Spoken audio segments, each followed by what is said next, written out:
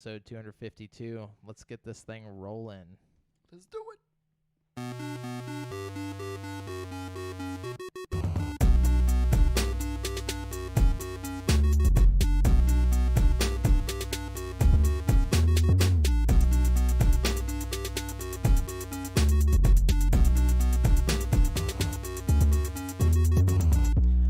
Yo, and hello, and welcome to the 252nd episode of GameSpeak Podcast. New episodes go for free feed subscribers every Wednesday in audio format on Apple Podcasts, Stitcher, Google Play, Spotify, and all of your favorite podcast platforms, as well as in video format on YouTube so you can see us in stunning HD, where we need you to hit subscribe and click that notification bell. We are now streaming live every Monday at 7:50 p.m. CST on twitch.tv/GameSpeakPodcast, youtube.com/CreateForSanity, and facebook.com/group/GameSpeakPodcast if you want to catch the show as it happens before anyone else. Also, be sure to join the community in the GameSpeak Podcast Discord at dsc.gg/GameSpeakPodcast to hang and talk games with other nerds like us. This show is two childhood BFFs and a brand new BFF bringing you all things video games. I'm one of your hosts, Jamel Al-Jafra, alongside Brent Bass. Hey, double Brents. I like that. Two B's.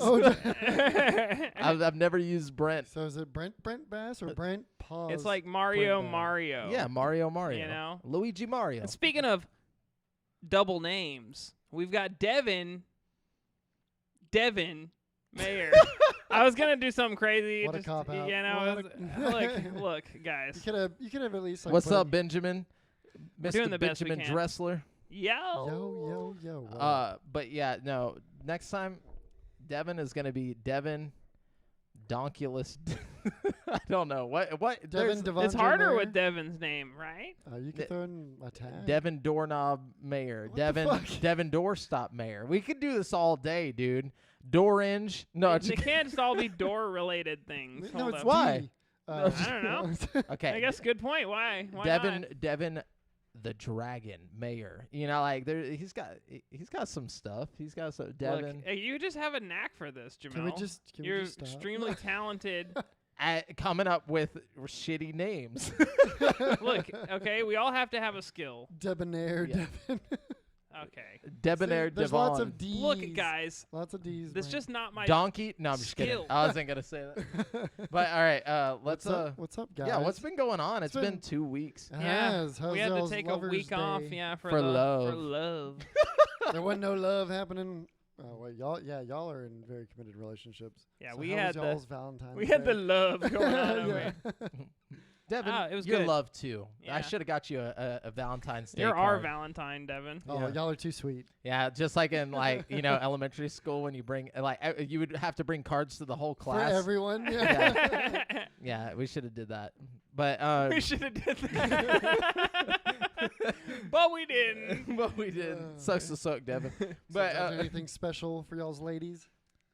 not like I'll take that as a not no. really. You know. Like we went and hung out and stuff. Like it's not like we went to like Disney World or something. Nah, That'd yeah. be tight. We didn't do anything too crazy. We went to P.F. Chang's. There we go. I mean, it's not like the most insane thing in the world, but I love P.F. Chang's. We went you to know? Chewy's. And look, P.F. Chang's had this thing going on where it's like you pay $50 a person, right? And you get like your entree, but then you both get an appetizer, you both get a dessert, you both get a soup. We're not and sponsored by PFJ.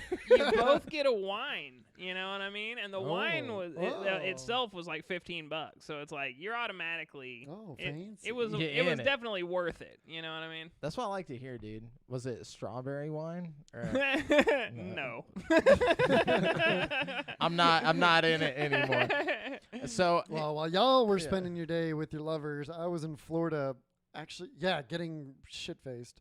That and- sounds fun. And falling off a ledge on Clearwater Beach. Oh, that 'cause- doesn't sound Florida fun. man gets drunk and falls off clear. Dude, yeah, Florida almost took me out, or I almost took myself out, rather. But yeah, I was in Florida. Nice. So, and what'd y'all do this past weekend?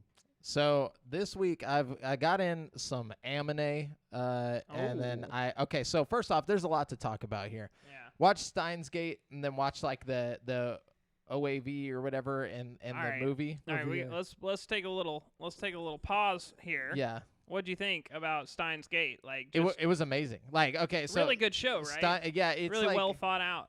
really well thought out. Love the characters. Like at first, You I hate was the guy, right? at first. But then you realize like the show wants you to fucking hate the guy. Like everybody in the show also fucking hates the guy.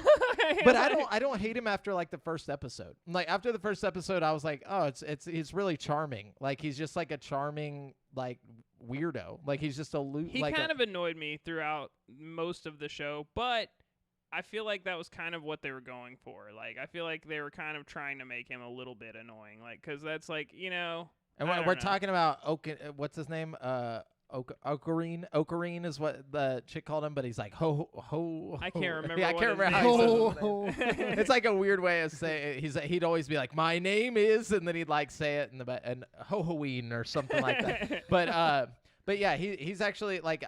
I feel like I know people like him, you know, where they're just like charming nerds. And I'm like, all right, cool. I like this person. He's like genuinely a nice person and cares, but he's just so nerdy. He can't like, you know, think outside of like his weird like world he's created, which is great because it works for him in the end. But anyways, I loved the movie or the first season.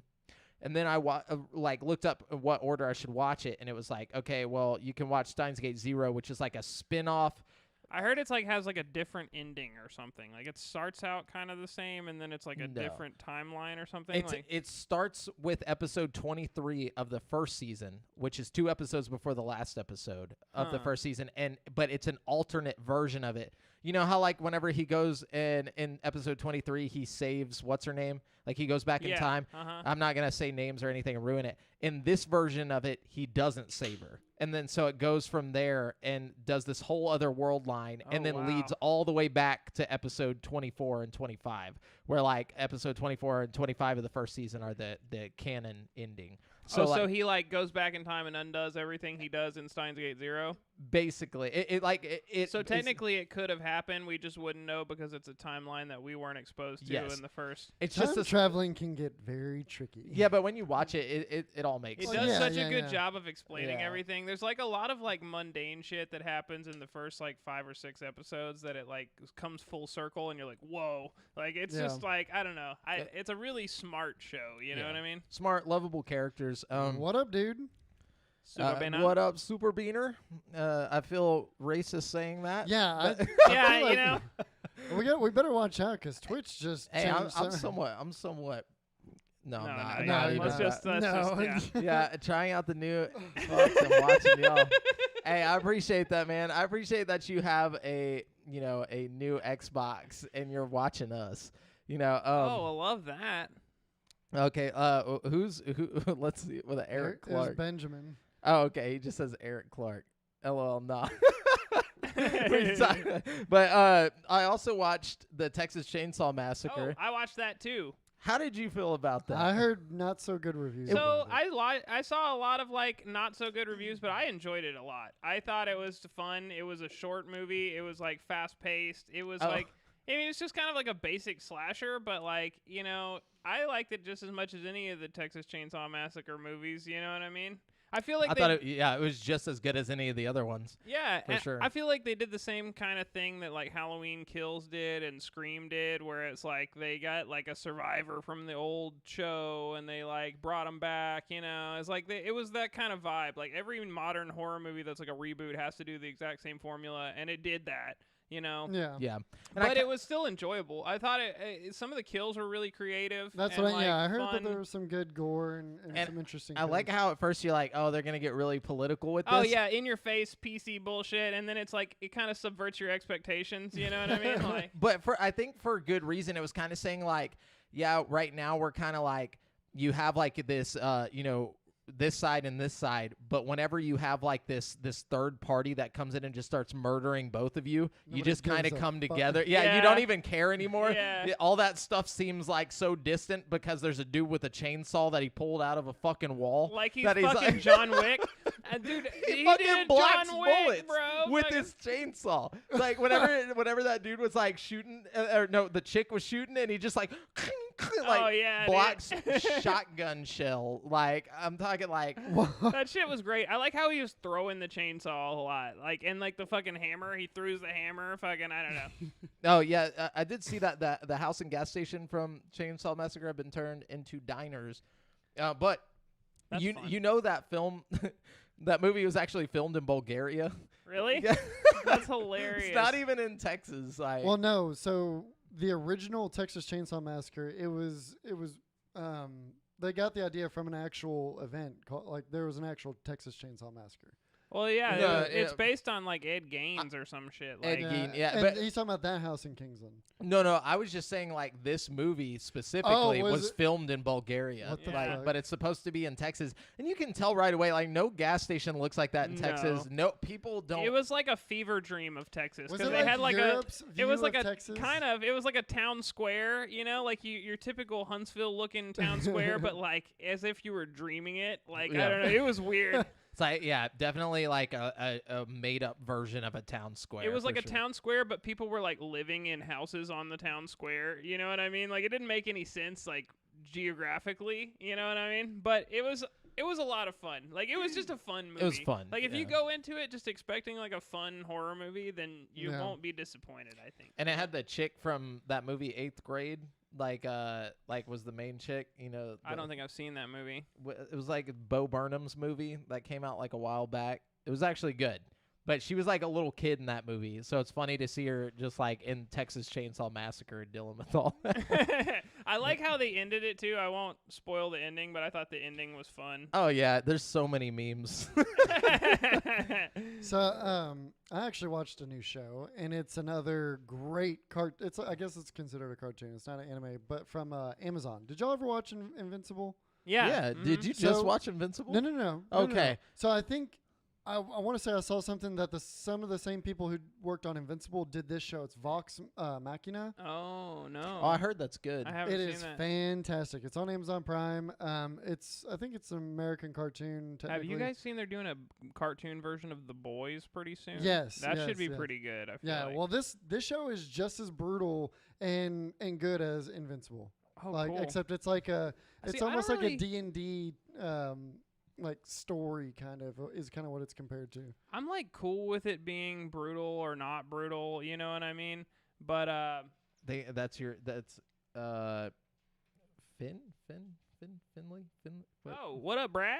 Yeah. Okay. I remembered his name was Finley. I can't remember Brad. No, it's brutal for the right reasons. Like Yeah, I was gonna say I don't mind it being brutal or not brutal. I just like my main thing is like I want a really engaging story. Like that's it's- kind of what it's a Invincible cohesive- brought to the table for me. Is like I was like super into what was going on. You know what I mean? Like So to give you the setup, it's a ragtag group of mercenaries. They're a group of mercenaries in a medieval D&D style world. And it's hilarious. It's got some badass action and a pretty cohesive story all the way through. I'll have to I'm check it on out. like the last 2 episodes, and there's a couple different arcs throughout it.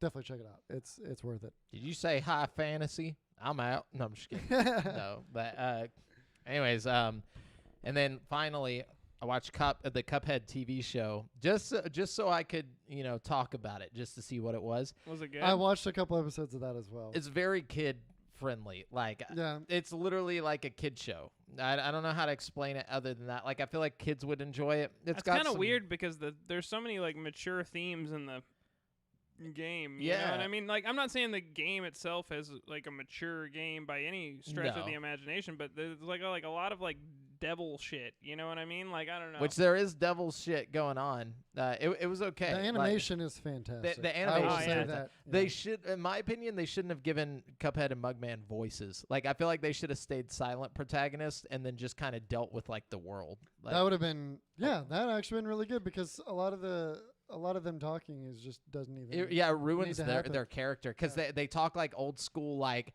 hey, what's going on here? I just walked in here. Like they literally sound like that the whole time, and it just gets really annoying. And like they don't really say anything funny or clever. They just talk and like it's just weird. It's just other than that though, like it looks beautiful.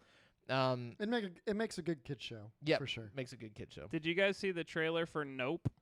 I Did not did. watch that yet. It looks good, man. I'm not gonna lie. To me, it looks like the more interesting Jordan Peele movie that's come out. Like out of all of his like movies that I've seen like advertised, like this one seems like one I'm gonna be really It's into. supposed to be I like don't some know. aliens and shit. Yeah, or it- seemingly. It looks like it's gonna be aliens. Yeah, You know, but I wouldn't be surprised if it's something else. completely different. I don't Yeah. know. His like I completely saw everything coming in Us or whatever. Us, You yeah. know, Us was like so just straightforward. Us was not my favorite, and like the other one was okay. Get Out? I thought Get Out was great. I thought Get Out was pretty good. I feel like that was like it was you pretty know, obvious too. He's not very good at like subverting expectations. Yeah. Like he's just like whatever the trailer is, that's what this movie's gonna be. So like I feel like if you go in not with the expectation that you're gonna be pleasantly surprised and just be like, this is gonna be a good story about aliens. That's kind of what I'm thinking. Like, hopefully, we just get a good,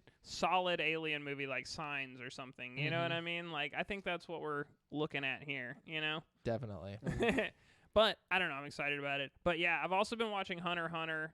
Fucking. Where you at? Oh, yeah. I just started season 5. So the Queen Chimera ant just ate 2 little kids and had a fucking. Dude, it starts getting so fucked up. Like, So now there's like this hybrid human chimera ant baby that's like flying off to find more food for the queen, and that's where I'm at right now. Literally, Nice. that's what just happened. okay, that's the part that happened. And like, where's Gon and Killua right So now? Gon and Killua just left Greed Island, and they accompanied over to the fucking guy that Ging trained, and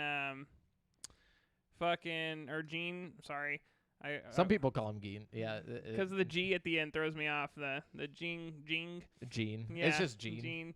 Fucking Gene's like student or whatever is now like talking to them. Tight. Yeah, he just shot with a fucking ant that bit Killua, and like now they had a long conversation, and now they're all hanging out with the crew that's like investigating the ants with the Oh like I my just- God. the big bear guy and stuff. I just want to yeah. say, with no context, all this shit sounds really out there. It's Like, with not. no- It's no like context of it's not understand. as crazy as it seems. And I'm sure. I'm just saying, like, listening to y'all talk about this with no perception or concept of the show is just like, I'm thinking of like little ants crawling on these kids and biting them. And oh shit. no, they're like ginormous. There was Yeah, a little but- one. But like, think about it. Like, okay, you're like where you're at. It's like you're about to just dive off a cliff. Like it's so like about to get just so good and so It's deep. already like one of the best shows I've ever seen in my life. Yeah, like, and like Greed Island was such a fun arc, dude. Like I really enjoyed that, and honestly, I've liked everything like a little more than the last thing. Like I liked the fucking auction arc, I liked the fucking fighter tower arc, but Greed Island was so much fun. I liked all the rules of the game, and like I liked the mystery and like all the different like messages that Gene sent in. Gene's kind of a little fucking dickhead, dude. Like yeah, he's an absent father. Like that's like his whole thing. He's just like, you know, I could take care of this kid, but nah.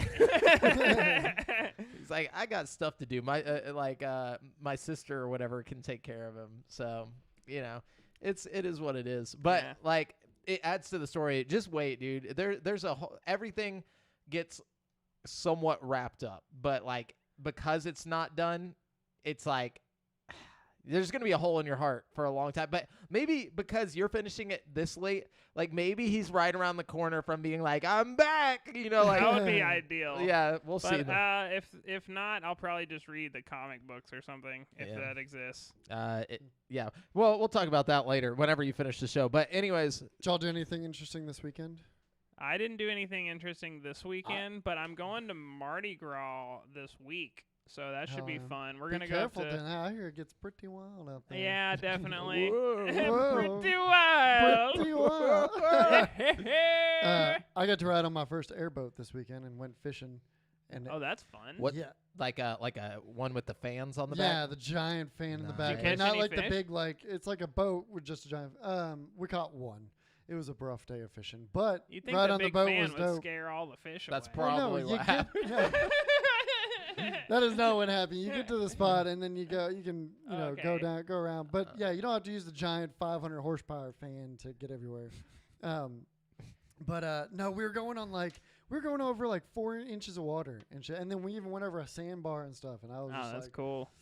Nice. I've only ridden in a regular boat, and I was like, this shouldn't happen. Like, we shouldn't be able to do this. Yeah. Sliding across whenever it was turning and stuff. It was dope. That sounds dope. But yeah, I just got back today from doing all that. Oh yeah, dude. That's But what's up. yeah, a very active 2 weeks for me. Super Beaner says basically Goku. I guess he's talking about either Gene or Gon. But let's jump into the video game news because there was a lot that we missed out on. I don't know about a lot, but there was some stuff. Yeah, there's definitely some stuff. but just so you guys know, we're using gaming news articles from around the web, and we do not claim any of these articles as our own. We're simply bringing them all here so you guys can get your nose in one place. Let's start off with one of y'all start off. Y'all I feel like we should start off with the Nintendo Direct stuff since it's the oldest we didn't do that news that we haven't gotten to yet. Yeah, go ahead. Let me see if I can find an article that just has all the Nintendo Direct stuff so we can just, because I have it all in different articles. Hang on. Since you're looking for that, I'm just going to mention the Capcom thing. All right, So after 6 years and 2 updates, Capcom is finally moving on from Street Fighter V and has officially announced Street Fighter 6. That's teased through a countdown website, which for me is very underwhelming because I was hoping it was like some DLC for Village, Resident Evil Village, but it was not. I was kind of hoping so too. Yeah. Turned out to be Street Fighter 6. Okay.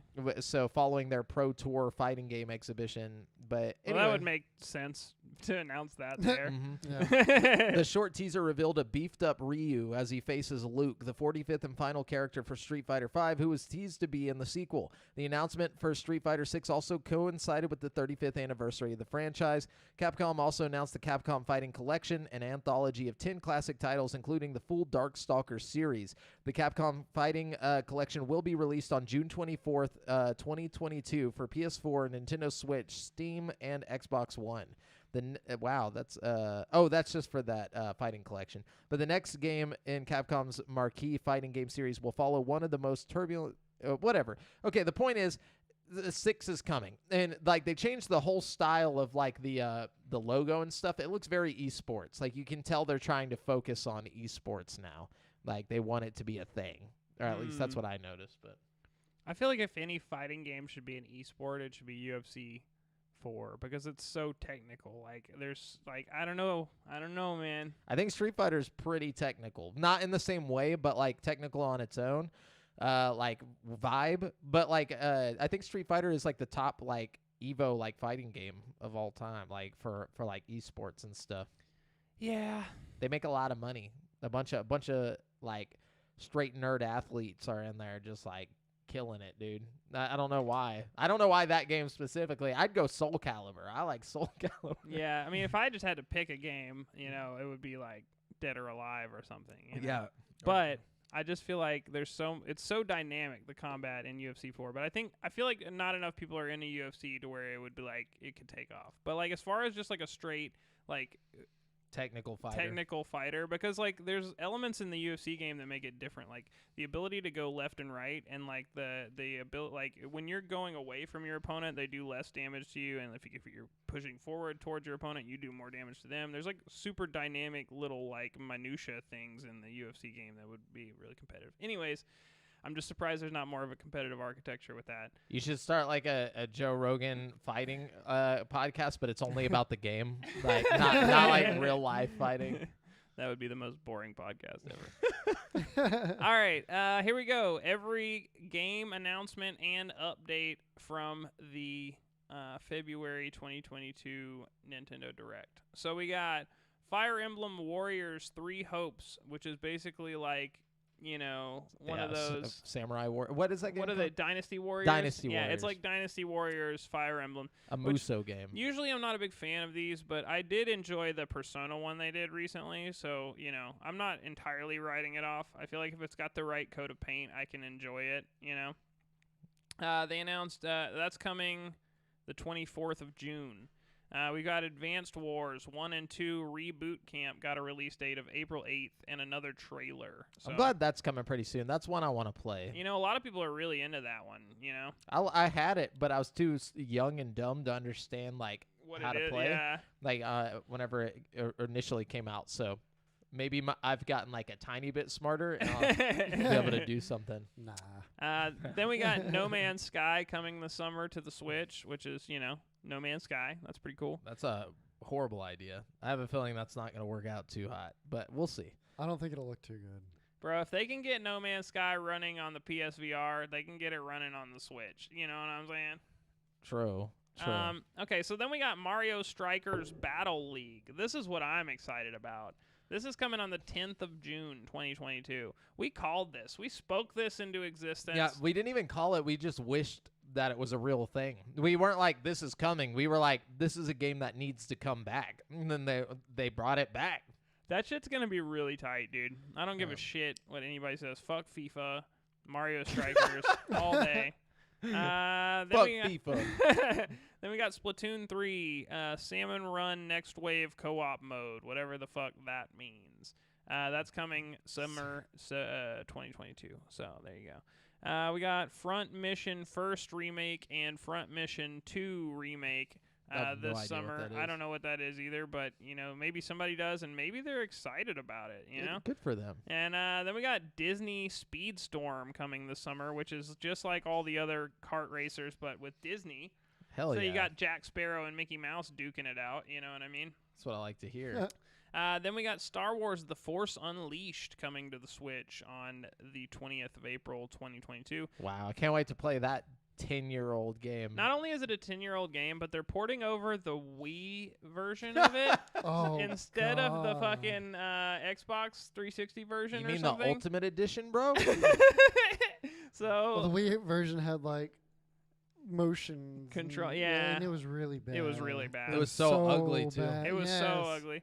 Why? And then we got Assassin's Creed: The Ezio Collection coming the 17th of February. Sweet, a 20-year-old game. Yeah, No, even older.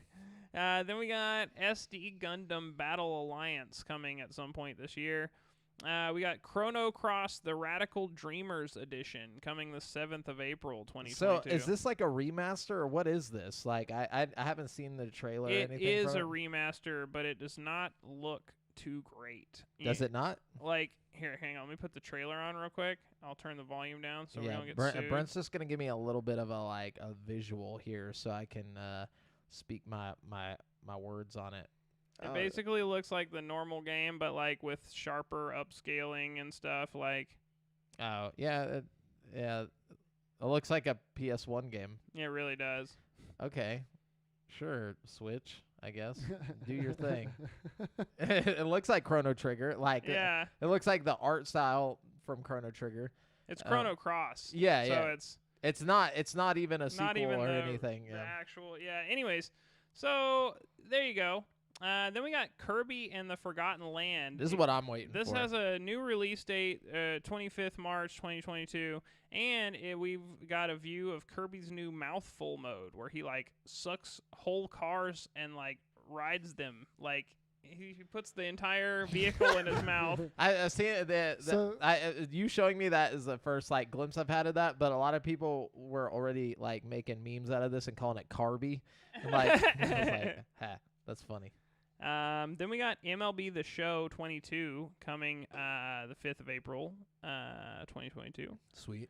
We got Kingdom Hearts Integrum Masterpiece for Cloud coming the 10th of February, which is, I guess, just the whole collection of Kingdom Hearts games all in one package, which I feel like they should have done a long time ago.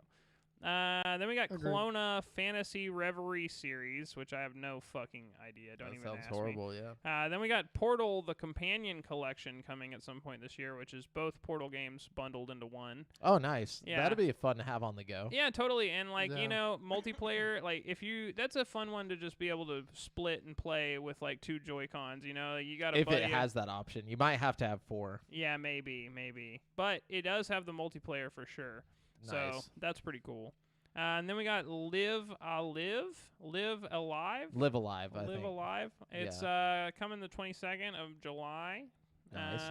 Let's see. We got, this is a good one. We got Nintendo Switch Sports coming the 29th of April, 2022, which is basically It's just Wii Sports, but like, you know, Revamped? Or well, No, it's different. So it's we got different, yeah. boxing, or no, what? Hang on, let me see what sports it has. It's got soccer. That's why you can strap your fucking Joy-Con to your leg and Yes. play Oh, soccer. God. It's got soccer. It's got tennis, bowling, chambara, whatever that It's is. like the sword thing, I think. Yeah, soccer, badminton, and volleyball. And golf is coming in an update at some point. Yeah, I think this is gonna be great. It's gonna be nowhere near as popular as like Wii Sports, like that. Bro, That as was long just, as like, you a got thing. tennis and bowling, I'm fucking psyched. You know what I mean? Mhm. Like, it's going down. Oh, yeah, you straight can't up. not have those two. And I think That's- badminton is going to be surprisingly fun. It's probably just going to be like exactly like tennis, but with more like wiffly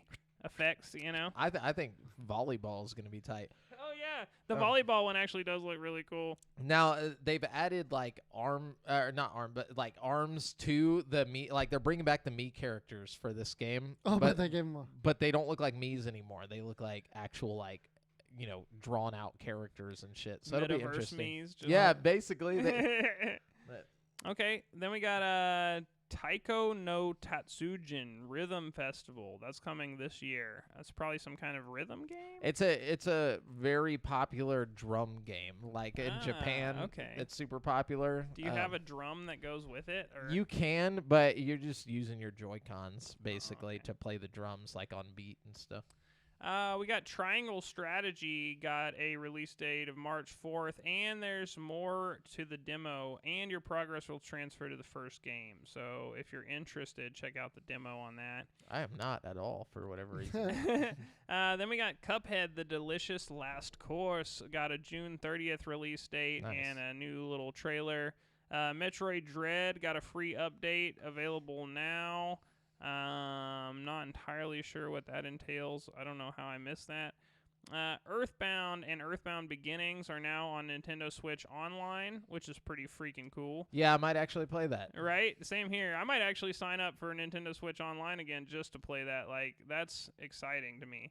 Mhm. One of the few, like, NES games that I'm actually, like, excited to fucking go play. Like, Yeah, I've never actually played it. Yeah.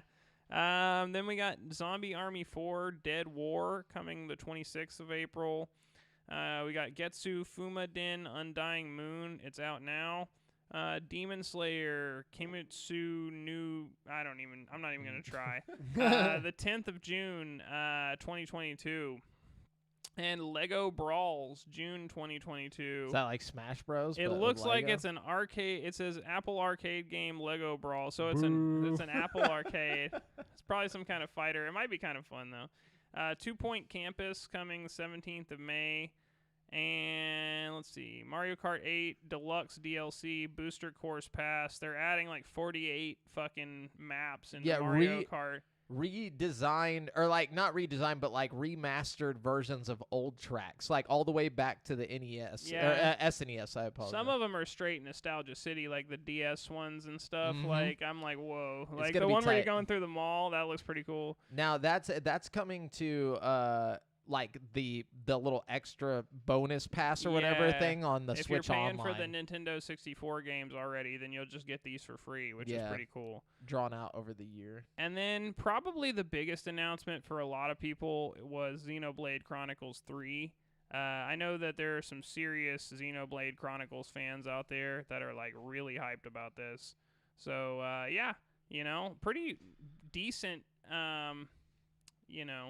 showcase all in all for Nintendo. I'll be playing none of them because I still need to get a Switch. Yeah, it was alright. Other than the Mario Kart, Mario Strikers, that gets me high, and Kirby. I mean, but Kirby we already knew about. Yeah, Um, I'm hyped about the sports, the sports too. Switch sports. I'm excited to see that. I'm definitely gonna love have the to get Wii it. Sports Oh yeah, back in the day. I'm gonna have to get it because like that's one of those things that like We played that shit so much So back in the day. The much, dude. tennis, especially, we'd clean out the whole living room and just be like, yeah, literally Whacking doing that the fucking tennis. Giving it ball. your all. We But- got serious about that shit, man. And then the bowling, people were serious about that too. The bowling was a big deal back in the day, man. Yeah, Everywhere fucking- you go, it was like, hey, let's do a little. It's like grandmas, bowling, fucking yeah. like everybody. Everybody. Everybody was You fucking. let the ball weeing. go back behind all the little knees jump. We would like to play. Yeah, I still remember that commercial. What you get? Fucking good times, good times. So, Call of Duty devs admit to breaking Warzone. Vows to fix sequel.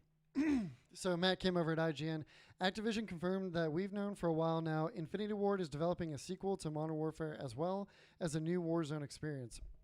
In a call with influencers, Activision confirmed that fixing Warzone is a top priority for the team after taking the blame for ruining it. But that's fucked it's stuff too little up. too late. How are you going to be like, now that you guys know that we have the sequel coming, it's going to be good? You know, like, sorry we fucked up, like, the whole first game and everything, but trust us, this time, it's for real. Like, it's like you should have said the shit a long time ago, you know, before the sequel was announced. Now it just looks like you're saving face so people will buy the sequel. Or not buy it, but play it. And that's what this article is. It says, we fucked stuff up. Infinity Ward co-studio head Pat Kelly admitted plainly per Charlie Intel. No language, Pat Kelly. Game Good director Lord. Josh Bridge added that the team is not happy with the current state of Warzone and that the studio is determined to fix the issues with the game. Well, tell Pat Kelly that's no excuse to use that kind of language. Yeah, on he should have said frick. All right, we fricked up, boys. No, but yeah, that's basically it. Just saving face because the new stuff's about to come here in like 5-6 months, right? Yep. So Nice. yeah. So Supermassive Games seemingly has plans to work on non-Dark Pictures anthology games in the near future following its trademark of a new IP called The Quarry. The developer filed the new title, which will be its first diversion from the Dark Pictures games since 2018, with the European Union Intellectual Property Office, as spotted by somebody on Twitter. I'm not going to read that. This comes just 3 weeks after Supermassive filed trademarks for 6 further Dark Pictures games to release on top of its upcoming The Devil in Me. So, interesting. I wonder if it will be like the Dark Pictures games or all their other games, you know, except for Rush of Blood, which was drastically different. Yeah. I mean, I imagine it has to be a little different if it's not going to be a part of that anthology. I mean, not necessarily. Like, you could just make it a not horror game. That's know? what I mean. Like, yeah, it'll probably be different in that way. Like, it'll be like a more like, it could be something like a detective focus thing or yeah. something. As long as you keep that same style of like Quantic Dream type gameplay, like I really enjoy that. And I feel like there's not enough studios out there doing that. You know what I mean? Like there's a few that I rely on for my fix on that, and they are one of them, you know? Yeah. Especially with Telltale not pumping shit out like they used to, you know what I mean? For sure, for sure. I need to play some of the Dark Anthology. Like honestly, there's a lot of those games. The Dark Anthology game. Did you play Until Dawn? That's all I would really That's on Game Pass. No, it's not. That's a PlayStation exclusive. Yeah. No, never mind. I'm thinking just different. feel me on this. Like Until Dawn is better than all of the Dark Pictures anthology games, and it's basically a Dark Pictures anthology game. Like I would play it first, and if you like it, I would go to House of Ashes next, and then work your way back from there. So like I would do Until Dawn, House of Ashes, and then all the other ones. and then the other ones. Probably like the Man of Medan last. And actually, if you want, you can borrow my VR headset and play. If you like Until Dawn, there's a prequel to it called The Inpatient, and it's only on PSVR. It's pretty decent. Huh. Yeah. All right. Brent, what you got?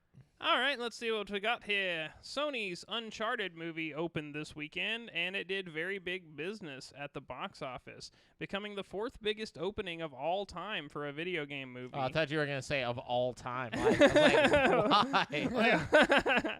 Folks just loving Tom Holland right now. Uncharted is projected to make $44 million for the Friday to Sunday period and $51 million for the 4-day President's Day long weekend. Is the 4th biggest opening for a movie based on a video game in the U.S., trailing Tomb Raider, Detective Pikachu, and Sonic the Hedgehog. The Uncharted movie didn't exactly wow professional critics, but it's performing better with fans, at least based on scores posted on Rotten Tomatoes. The strong positive reaction from fans suggests that box office numbers might continue to be strong as the film heads into its 2nd and 3rd weekends. So, there you go. Huh. Yeah. Uncharted is out there doing its thing. Yeah. I wouldn't mind seeing it. I'll watch it. I've seen a few trailers. It doesn't look like the worst thing I've ever seen. It doesn't look great by any means. No. I'm definitely probably not going to pay for it. I'll probably watch a bootleg. Fire Stick. Yeah. Yeah, against the backdrop of like horrible reviews. It's got like a 40% on Rotten Tomatoes, I think, right now. But like, which is crazy that it's still doing like so well, like even with the reviews. What else is out to see? That's true. I mean, I haven't heard of any big movies dropping in the last like week or two, so I don't. Or a year. Like, I feel like nothing's been dropping. The other movie that's doing well right now is Dog, that movie with Channing Tatum where he gets the dog. Yeah. It's probably really sad. Yeah, I was about to say I don't want to watch that. It just yeah, looks too movies depressing. about dogs make me sad as hell, dude. I don't know. Yeah, because I it love always ends dogs. with like them either dying and then like it has like a little like sad ending where it's like, well, she was a great dog. You know, like it's never like the dog just ends up like a fucking millionaire and like chilling. I was about to say, I'm going to make a movie that just totally subverts everybody's. It's going to be like a dog movie, but the movie's going to end with like the dog getting some kind of like injection that makes it immortal or something. Forever. And like, it just outlives everybody. That's going to be the sad part. Is Eat the some dog just magical like, stone that just protects it for eternity. Yes, dude. Yeah, the dog is never hurt. I That's want the thing. that movie, dude. Like the Wolverine dog that just can survive through anything. Well, like, Brent, I'm sorry, but that's not real life, okay? You gotta deal with real life. That's like the worst thing about dog movies is like if there's a movie about a dog, it's 100% guaranteed the dog will get hurt at some point in the movie. definitely. Like against their And doggy probably die. will. Yeah, and If- probably die. yeah, if they and if don't the get dog hurt, doesn't yeah. die, then like the human's gonna die, and the dog's gonna like wait forever at the grave or something. You know what I mean? Like, It's almost cheap to make a movie about dogs. Like Yeah. it's like you can just cheap your way through the as Farley like the GameSpeak dog is just like staring up at the yeah. What? Oh. We're getting some good spam on Oh, YouTube. no. Oh, whoa! Love Face XYZ online strips. Oh man. I love it. Oh, they're putting in the water emojis, like the little spurt and stuff. Anyways, is it you, Devin? It is me. Yeah. So, Lost Ark has become Steam's second most played game of all time by concurrent players. Wow. And it is also doing stupid numbers on Twitch as well. But I think that's mostly just because of the Twitch drops. Nobody's actually watching. They're just putting their PCs on. Is and it still free? Yeah, It'll it's- forever it be stays free. Yeah, Whoa. yeah. You haven't tried it, Brent? No, I haven't. Ah, well, we'll talk about it later when we're currently. I've playing. actually got some serious PC gaming I need to do. I've been so like wrapped up with my PlayStation lately. So, to give you some numbers, Amazon Games and Smilegate have announced some updated numbers for Lost Ark's big opening. This was updated as of February 16th. Lost Ark's big opening weekend, including a peak of over 1.2 million concurrent viewers on Twitch and over 59.9 million hours watched cumulatively during launch week. Additionally, in the first 3 days of its launch, Lost Ark gained over 4.7 million new registered players in the West. Damn. Well, I hope this encourages other developers to make massive free games. And then the all-time peak of concurrent players was 1.3 million. Oh, damn. Concurrent, yep. It's not enough. No, I'm just kidding. They need to just fucking step that up, dude.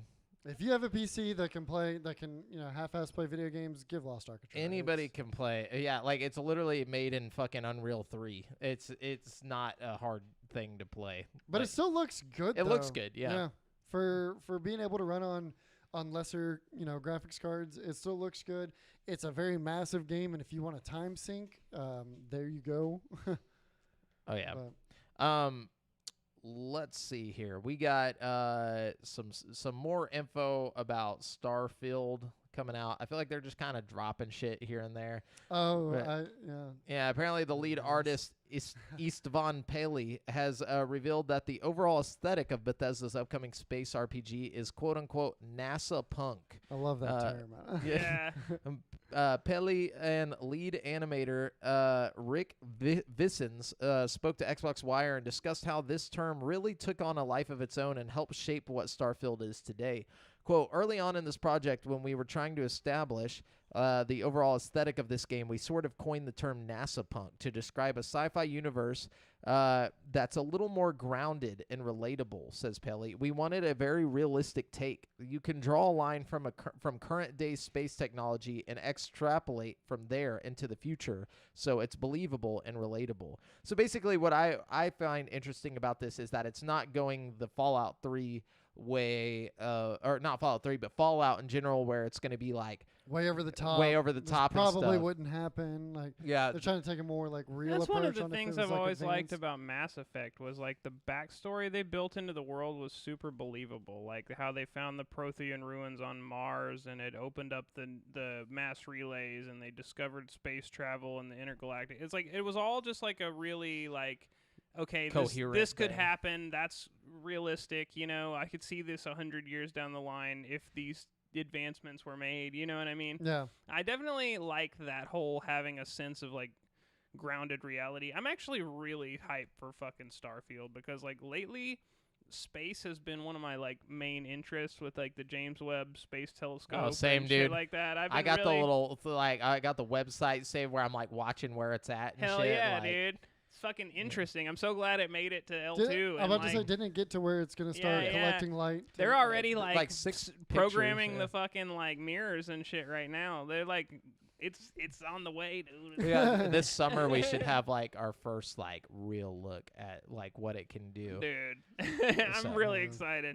Me too. But, what if they just like they zoom in, like they're just like, all right, we're just gonna look in this spot that we've always wanted to look, but we couldn't look far enough.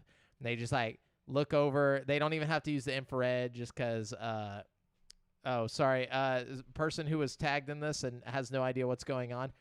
We're just a video game podcast, you know, with a bunch of best buds just hanging out talking about video games. Hey, welcome. Yeah, welcome. By the way, let me see what your name is, just so I can shout it out. Talking about the article where the artists for Bethesda. So Eric Clark. Yeah. We're talking about how basically Bethesda's saying that Starfield is going to be like NASA punk or whatever. That's like the term they coined for it, and that they're going for a more realistic approach, like less like, you know, Fallout where it was over the top and stuff, and more focused on like, if we keep going in the same direction we're going with technology, this could happen possibly, you know, is what their goal is. But anyways, yeah, James Webb, freaking excited, dude. Yeah, man. I'm like falling asleep every night to YouTube videos, just like talking about like what they're gonna be looking at, like all this stuff. But anyways, they're talking about looking at light that's over 6.2 million years old or something. Yeah, they want to trace back to like the origins of the Big Bang is the main goal. Is like to go that far. Some lofty goals. Yeah. Yeah, they're gonna see that little droid flipping burgers from that fucking from Star Wars. from Star Wars. Anyways, what is it, Brent? Yeah. Okay. This year's Halo TV series will make a big change for the franchise and show Master Chief's face. Halo transmedia boss Kiki Wolfkill confirmed this today to IGN. She explained why it was important to show Master Chief's face, which will why is it so important? Which will be that of actor Pablo Schreiber. You know, not my Master Chief. She says, I think we set out to tell a character story and a personal story, she said. And once we really got into what that story was, it became clear that you really needed to see the person in the armor and under the helmet.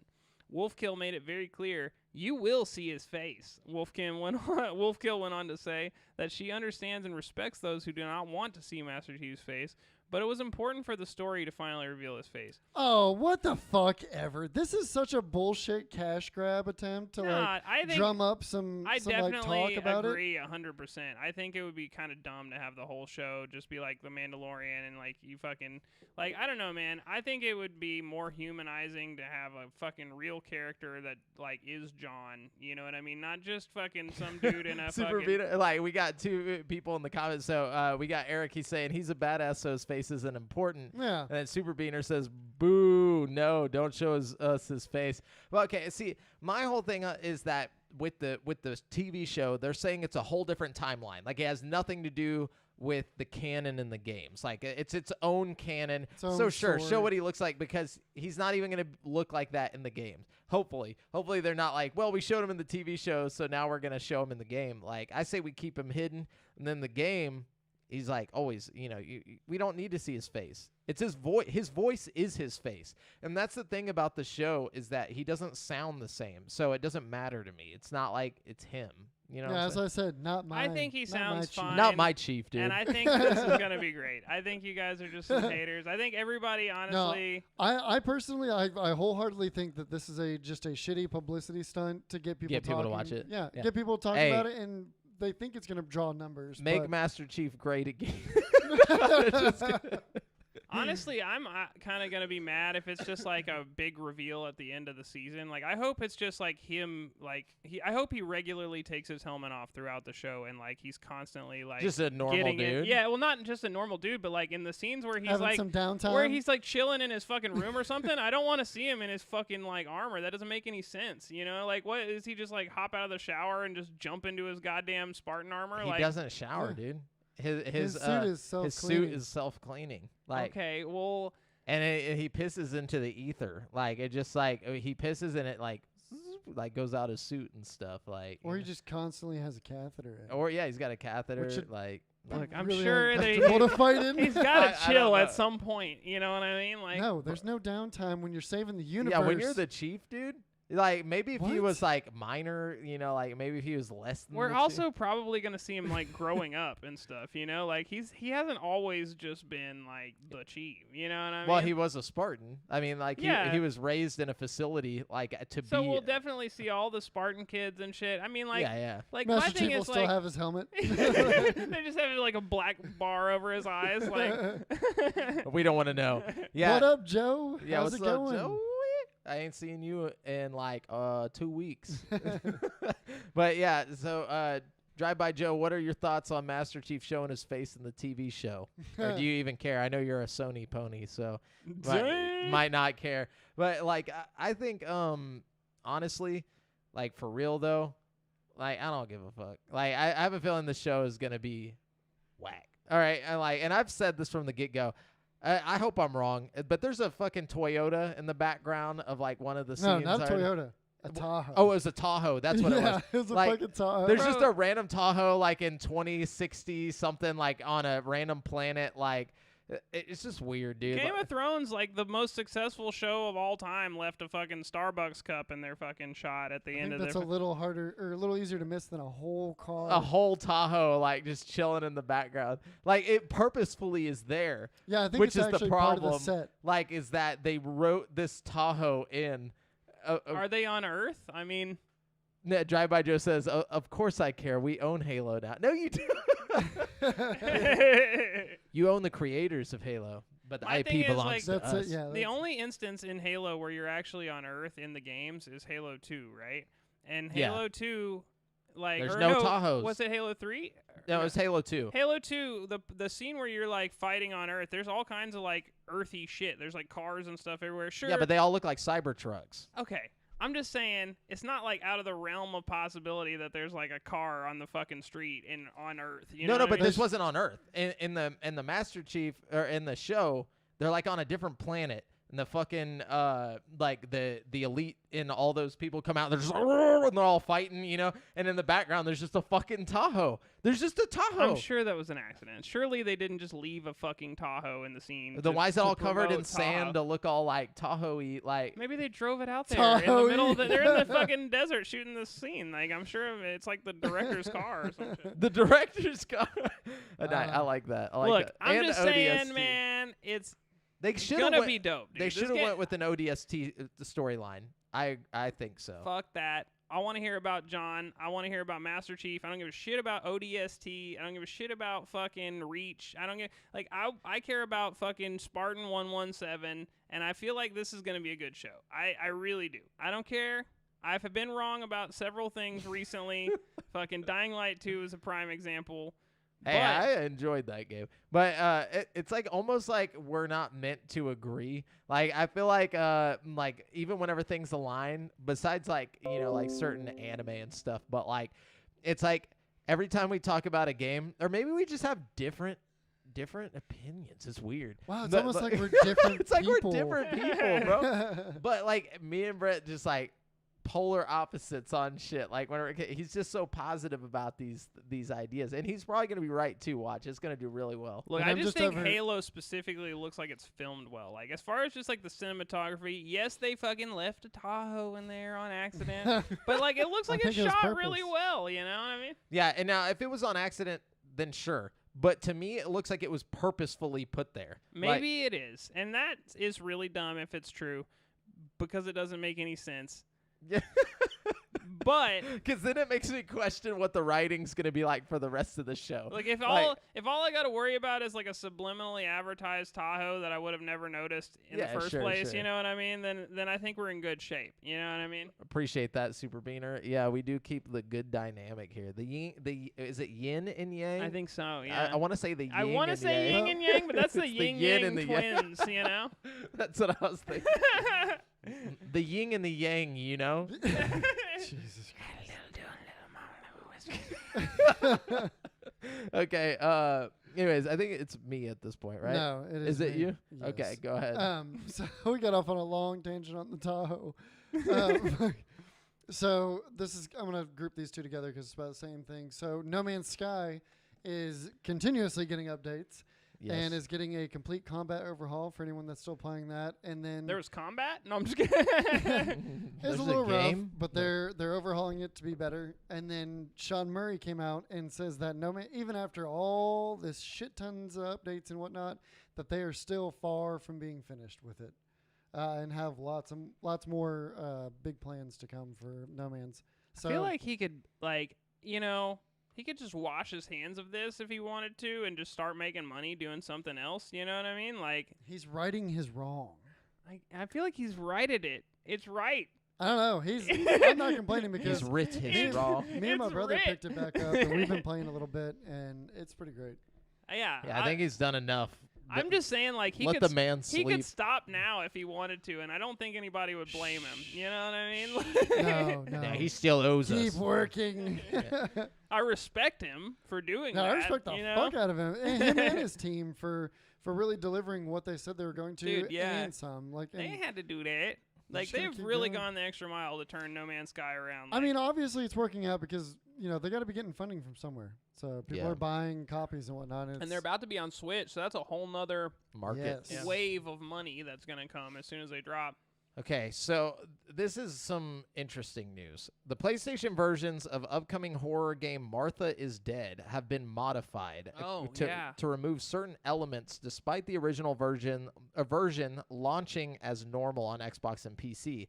It's not clear what has been modified, but Martha I read online on a Reddit thread, I don't know if this is right, but I read that they took out a scene where a girl gets her face cut off and then worn like Texas Chainsaw Massacre style or something like that. Damn. It doesn't What do seem... they think they're weak? We're weak? I don't know. Like, That's what I read. I don't know if that's actually the thing. Yeah, so here it says it's not clear what has been modified, but Martha is Dead is already notable for an unflinching look at graphic elements, even in its trailer. The announcement came in a tweet posted just 10 days before Martha is Dead's launch, expressing quote-unquote regret at the change. The developer's statement was prefaced with a warning that the game was always intended for adult audiences. Quote, with play consisting of potentially discomforting scenes and themes that may distress some players. End quote. It also announced that the physical versions of PlayStation would be delayed for a, quote, small number of weeks.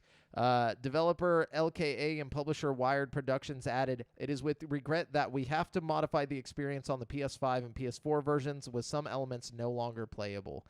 They added the PC and Xbox versions of Martha is Dead are both unaffected by these developments and will launch with the fully unedited gameplay as planned. So we'll know when people are playing it. Like what was there'll taken be out. comparison videos. I need to watch this trailer. This has piqued my interest. I mean, it's like, come on. Like, when's the last time a game got, like, edited for fucking... But It besides... happens in, like, Australia and, like, other countries a lot. You know what I mean? Yeah, But and it fucking, dictatorships. No, I'm just kidding. But, like, in America, where it's free, I want to cut faces off in my video games, like, at my own will. Like, I don't understand what's so wrong about wanting to cut a face off in a video game. My thing is it's like, almost like these are your fantasies, Jamel. I mean, I don't know what's going on. No, no. I It puts the definitely. lotion on its skin. I feel like there's a line, where you definitely go from like being an M-rated game to like an AO-rated game. But it's like, and I definitely understand that Sony probably doesn't want AO-rated games on their platform. But if the game has been rated by ESRB or something and it's gotten an M rating, you know what I mean? Then I feel like you as a platform like Sony shouldn't have the right to say this is too graphic after the ratings board has already deemed it not too graphic. Well, you know what I mean? They want to keep their store, wholesome, I guess. I don't know, like. But it's not. But it's just not. There's so many graphic, horrible fucking PlayStation games out there, like, that are just brutal. Like Gorn for PlayStation VR will let you like punch people's heads with your actual fist and explode them, and their eyeballs will fly out and shit. It's like, I don't know, man. Maybe this goes for a more realistic gore, though. Like, that seems like over the top. Like, what is cartoonish? Yeah, I'm just saying, like, you're cartoony. physically doing it with your own hand. There's other examples, like, But I'm just thinking of, like, what's going through their head. Like, maybe PlayStation saw this and was like, this is too close to, like, real looking. Well, maybe there's something we don't know about that's really fucked up. Maybe it looks so good that it's, like, it's crossing that boundary. Yeah, maybe it's like Uncanny Valley yeah. type shit, where they were Maybe. just like, nah, the graphics are too good. We were talking about this like months ago that we're going to start getting into that territory of Uncanny Valley. And whenever we have these big horror developers, go balls to the wall with these better, bigger engines and create shit that looks, it's almost indistinguishable between real and fake. And Yeah. it's like, yeah, but also, fuck. like, I just watched the fucking Texas Chainsaw Massacre movie on Netflix. That was, like, super fucking brutal. Like, I mean, people with are... the hammer and the People head are, like, thing? hammering the head, and, like, I'm bones not- breaking, necks getting stabbed with broken bones, fucking faces getting chopped off, shit like that. Fucking, and that's on Netflix, like the most accessible streaming platform of all time. Like, you know what I mean? Like, Yeah, I don't of know, course. man. I'm not saying, look, I'm just trying to be devil's advocate on that. No, I totally yeah. agree. I'm just feeling like I'm not saying I agree as with far as that. the Uncanny Valley thing goes, it's like it doesn't get much more uncanny than fucking real fucking actors People getting doing it. whacked in the head with a That's a hammer. good You know point. what I mean? Like, But the thing is like this one, I guess it probably gives you like the ability option. to do it. Yeah, maybe so- you're the killer or something. I don't know. Yeah, what if this whole mod just like or modification, spoils the story? That's kind of what I'm worried about. Like, is there going to be like a big plot hole because of it? Are you just going to like wake up the next scene and like your friend's just not gonna have a face and you're just don't know what the fuck went you know? Or like, you like wake up and like you notice like in your peripheral vision there's like some stuff. You're like, wait, why is my peripheral vision so weird right now? It's You like, look in the mirror and you're wearing someone's face. Oh my gosh, no. Uh, But yeah, that's you know, pretty funny. honestly, this might be the best thing that could happen for this game because It's building hype. it's building hype. It's drumming up curiosity.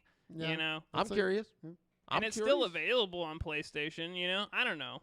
Yeah. Interesting stuff for sure. Yeah. Anyways, Was that- moving on, it's Brent Bass. Ah, yes. Okay. I'm not gonna read this whole thing, but there's been a report that says Dragon Age 4 is at least 18 months away. So don't expect it this year. For years. No. Ever. Probably at some point next year, hopefully. At least 3 delays. But that's not necessarily a bad thing. As long as they're working hard to make the best Dragon Age they can make, I'm okay with it. Yeah. I agree, Drive By Joe. Let the consumer decide. If we want to cut faces off, let us do it on your platform. You know what I'm saying? Yeah. So Ubisoft has emphasized its independence amid a wave of gaming acquisitions. So this goes right in line with our discussion week before last, Yeah. of what moves Sony should make. And I'm not going to go into it because it's just kind of They basically said, like, if people offer us the acquisition, we'll look into it. Like, we're not just going to take money, basically, but at the same time. Buy us. Yeah, like, it sounds like they want to be bought because they're in a bad situation. So apparently, news articles have been reaching out to them, and the CEO, not going to try to pronounce his name, Yves Guillemot. Guillermo, yeah, something. Guillemot responded with a somewhat cautious declaration of independence, saying Ubisoft can remain independent. Our IPs are sought after by the biggest global players in entertainment and tech, he said. Yeah. Quote, having said that, if there were an offer to buy us, the board of directors would, of course, review it in in the interest of all stakeholders, end quote. Yep. So that sounds like they're probably going to get bought pretty soon. They're just or saying it's like, hey guys, no you know, lowballing yeah, us. you You come know? come at us with an offer. If You it's know. serious, we'll talk it over. If it helps all of us, you know what I'm saying? I'm not just But going to give you. I mean, you know. Ubisoft knows their worth. They're I was not just just about to gonna like they do have some of the biggest IPs. Like And- there's no denying it. And that's you why know? they prefaced it with that, because they're a huge player. Yeah. Yeah, for sure. So this is some dope news. Super Mario RPG game director Chihiro Fujioka wants to make a sequel and then retire. During an interview with MinMax, Fujioka said that he wants to return to Super Mario RPG as his final game. Quote, Bro. so yeah, I know. He says, so in my career, I've been involved in a lot of games, and I would really like my final one to be another Mario RPG game, if possible, he said. I think Mario and Luigi is cool, but I would like to go back and create a Mario RPG where you're only controlling Mario. Asked whether he has any story ideas, he replied, that is secret. So he definitely has some story ideas. oh yeah. But yeah, that's basically the news on that. That would be super, super cool. Man, that would be cool.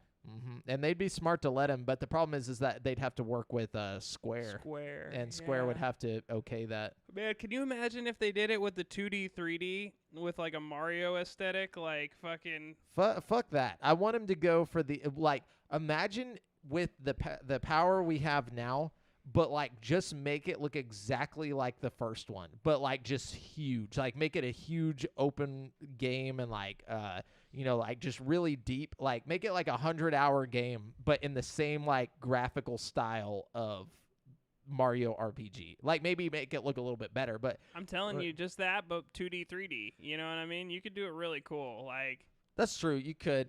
Yeah, I could see that. I don't know why I'm so nostalgic for that look. It had a very Donkey Kong Country a look to it. plasticky look to Yeah, it. and nobody does that. All these people who remake or who make indie games and stuff like that, where they try to remake the art style of the NES and stuff like that. Nobody does. Goes for that. Yeah, nobody Yeah. does the pre-rendered Donkey Kong Country or Mario RPG look. Or the Mortal Kombat from back in the day, you know? Yeah, that would be so cool. I feel like that would be so creative if somebody could go back and make a really good game with that type of graphics. Yo, kind of off the subject, but have you guys seen that game Tormented Souls?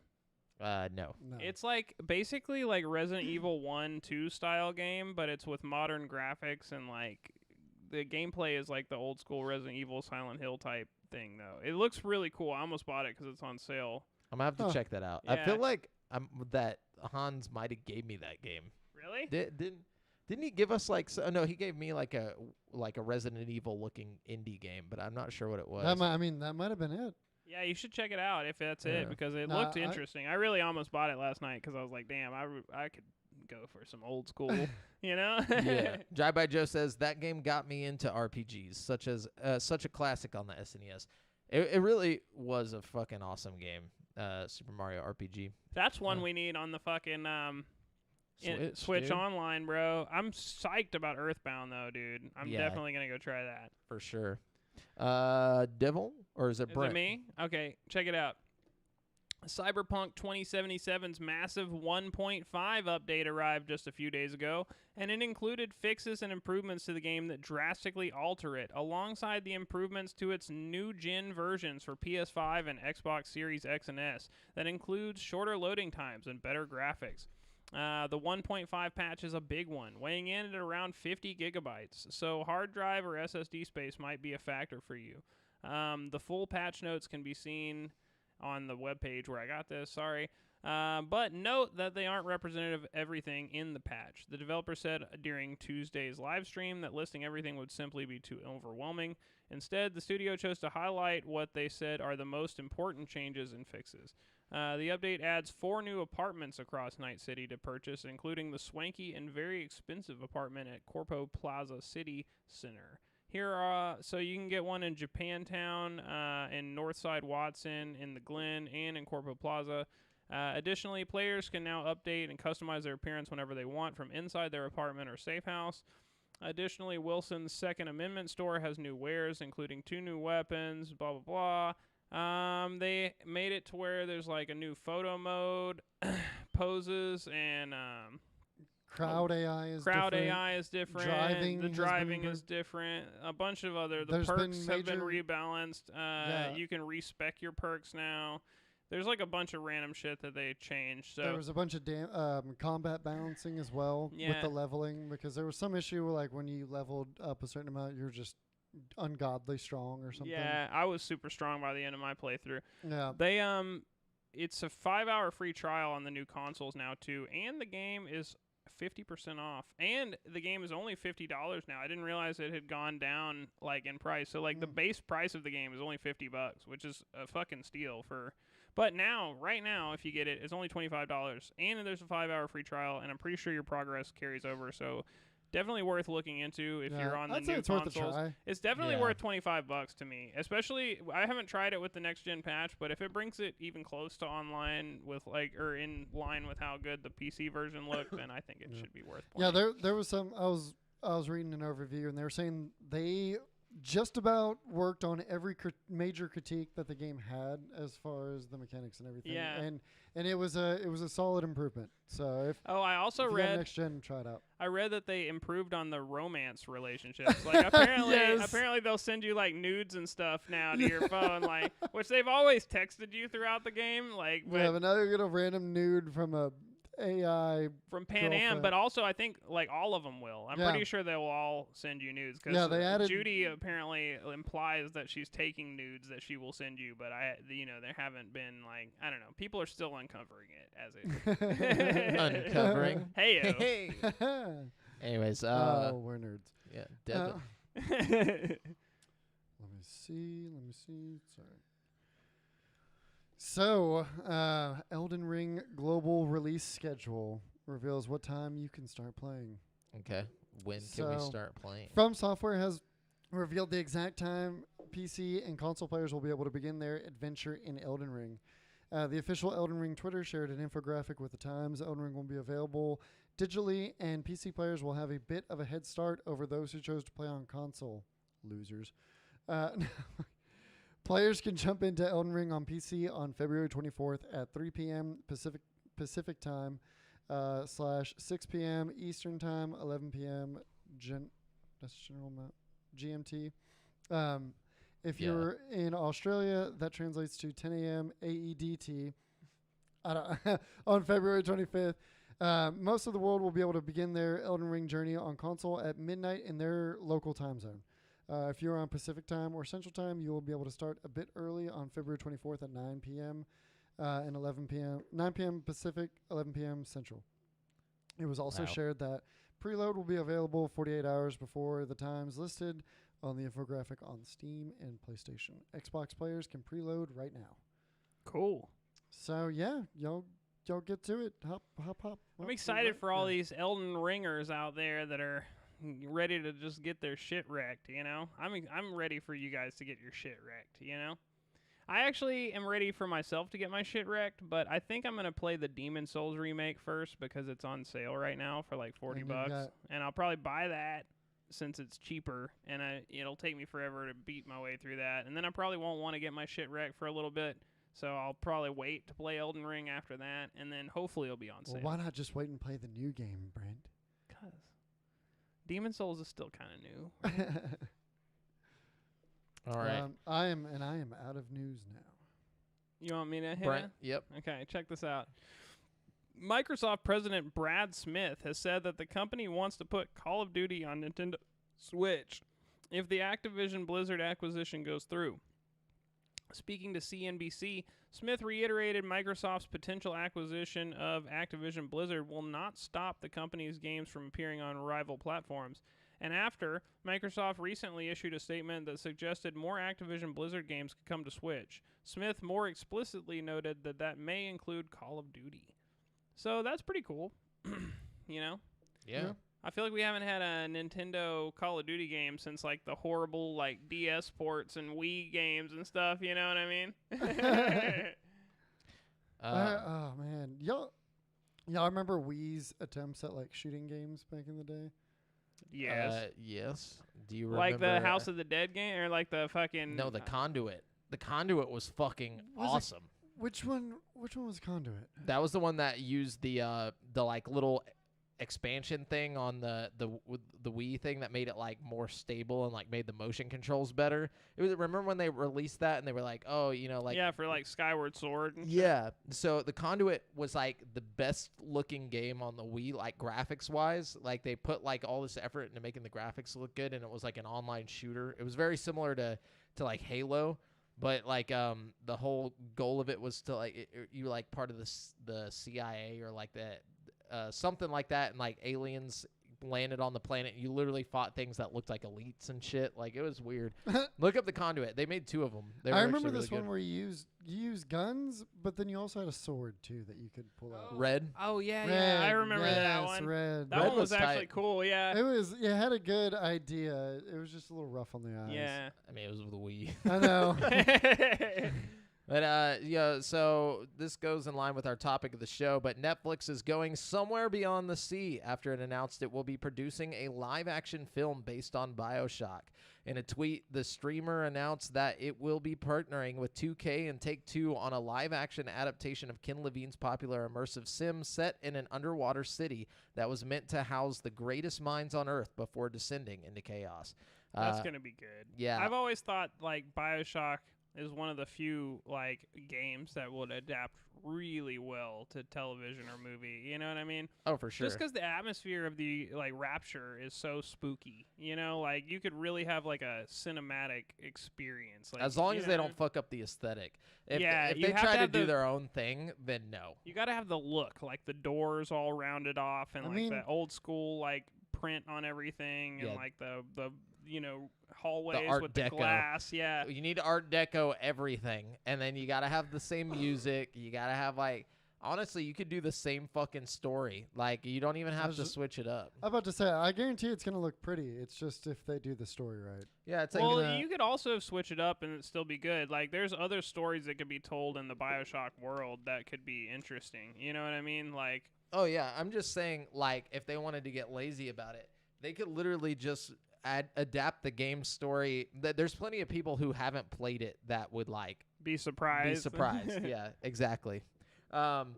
But anyway, so yeah, there's no writer or filmmaker currently attached to the project, though plans for the movie have been in the works for almost a year. So I don't know if that's good news or bad news, but we'll see.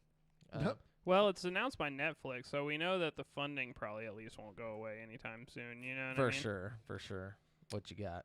All right. A new trailer for Atomic Heart, the strange action-adventure title set in hyper-advanced Soviet Russia, has teased the game's release window. While it's not clear exactly when the game is set to launch, it looks like we can expect to see it sometime later this year. The teaser comes at the end of the trailer when the year 2022 is slowly written out. As for what month, developer Mudfish has decided on holding off on giving a solid answer. Instead of naming one, the trailer ends with hashtags, like a bunch of number signs, you know, and then it says burr. So it's like basically any month that ends with the burr. So Yeah, it could be BER. October, November, September, on the game's title card, which naturally doesn't correspond with anything you'll find on the calendar. Seeing as it's all we have to work off of, though, we'll have to assume that Atomic Heart will release sometime between September and December. So, Nice. pretty cool holiday 2022. We got Atomic Heart coming. That game looks awesome, man. Like, the graphics are looking fire on that. And, like, the actual gameplay looks pretty good. The only thing that doesn't look good is the voiceover Oh god, animations, yeah. you know? Yeah, if I get the game, I'm definitely playing it in Russian and reading subtitles because the dubbing is so bad. I'll probably just deal with the shitty dub. Or cold burr. Yeah. So the No, it's like it's BER. yeah, it's like pound BER.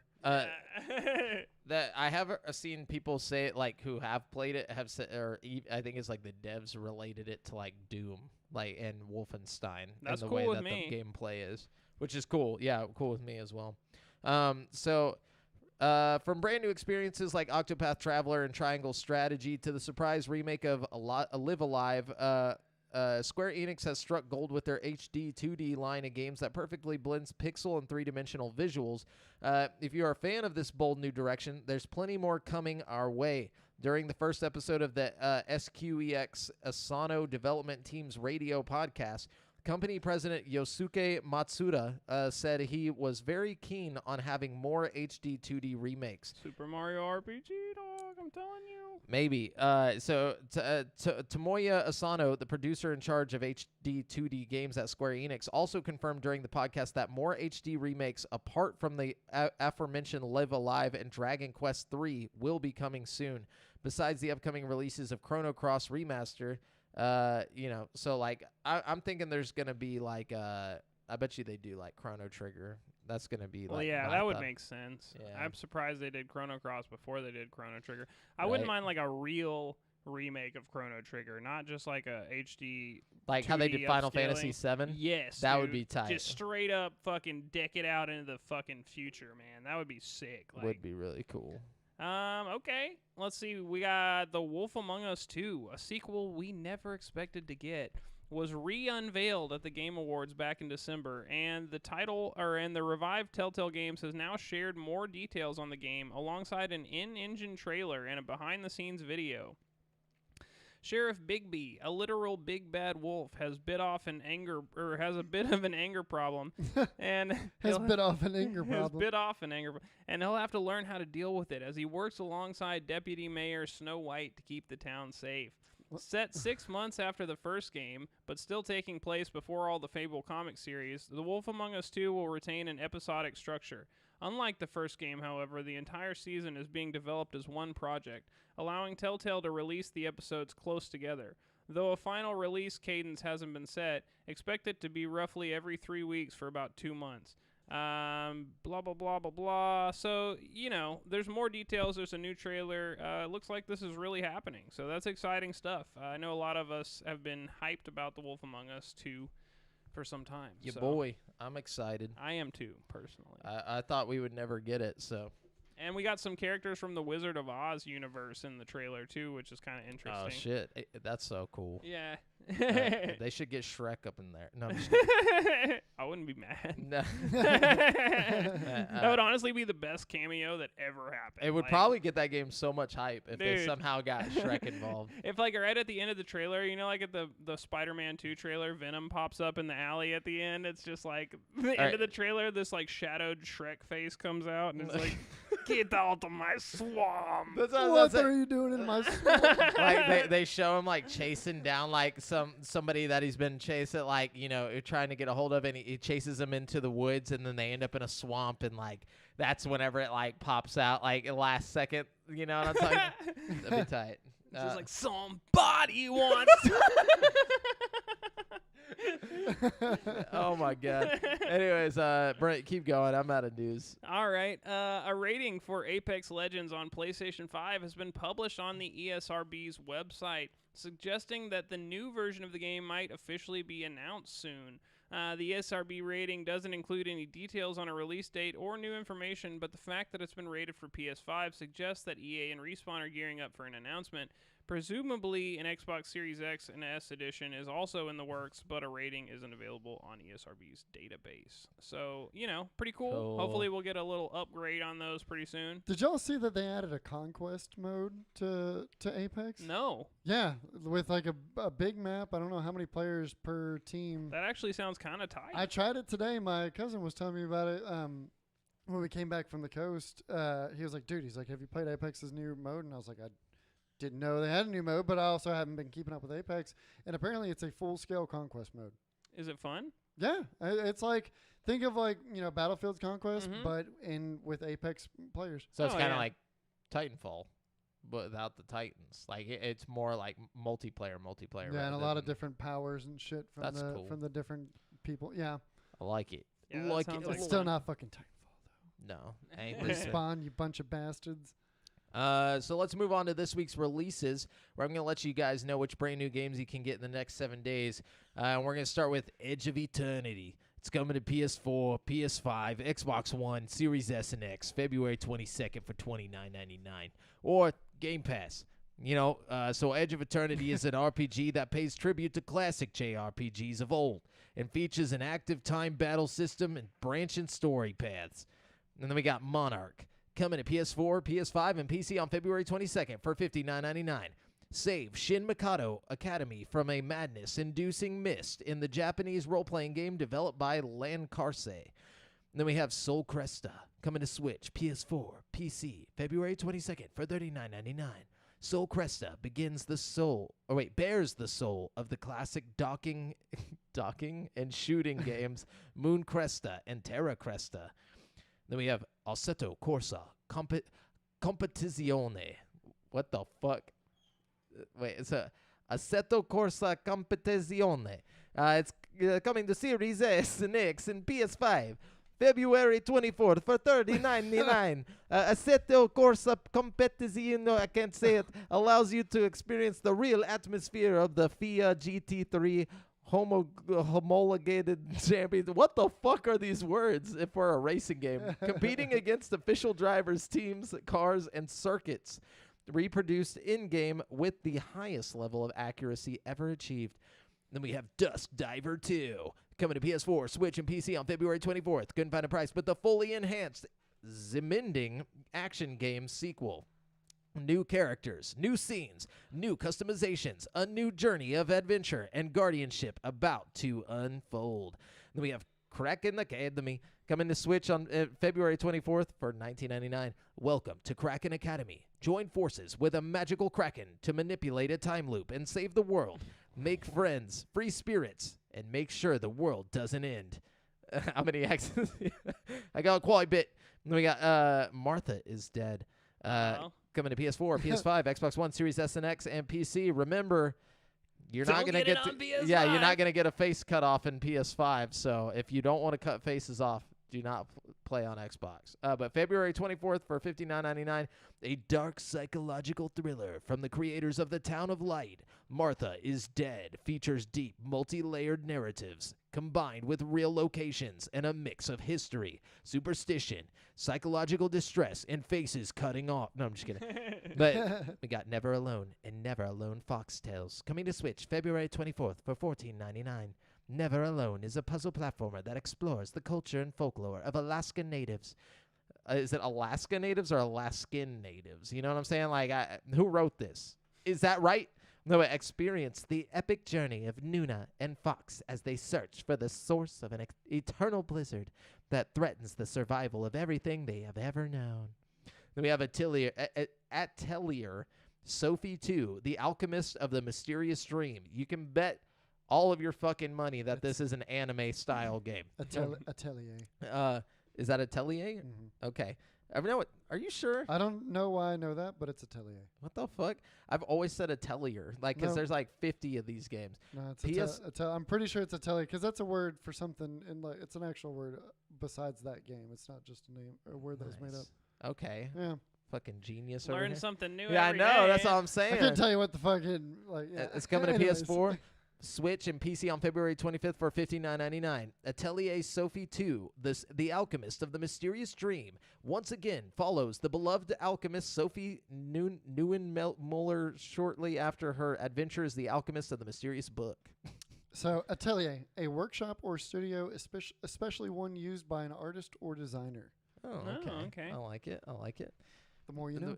Yeah, now I feel like way smarter than other people now. No, I'm just kidding. So I just like go up to people and I'm like, hey, have you seen this game? And they're like, oh, is that a Atelier? I'm like, it's a Atelier, you fucking idiot. And then just run off. Yeah, and then just run away. Get class, bro. Now we got Elden Ring coming to Xbox One, Series S and X, PS4 and PS5, and PC on February 25th for $59.99. Is this some indie title? I don't know. I've never heard of Elden Ring. But it is an expansive fantasy action RPG game developed by From Software Inc.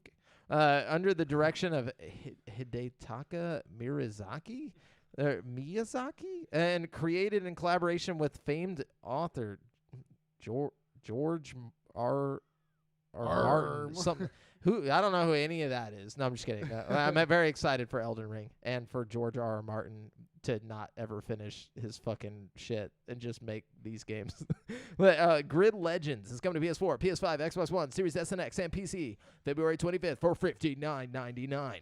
Grid Legends introduces an in-depth story mode to the racing franchise. The game also includes improved driver personality AI that make opponents behave even more like human racers. They're just like, get out of the fucking way! New city races in London and Moscow. A race creator that lets players design mixed class. I was like, what is this saying? Mixed class races and much more. Then we got Moto Rotor MC 2022. This must be the week of fucking racing games. But Switch, Xbox One, Series S and X, PS4, and PS5, February 25th. Couldn't find a price, but based on the iconic top-down racing classic, first released in 1992, the year Jamel was born. Moto Rotor MC puts gamers behind the wheel to go head-to-head against the computer or locally with a friend in multiple modes of futuristic race challenges. And then finally, we got The Legend of Zelda Majora's Mask coming to the Switch Online on February 25th. So if you pay in for that expansion pass, boy, you got a game. Congratulations. Anyways, that's it for this week's releases. Now we're going to jump on over to currently playing. Awesome. So, of course, Warzone.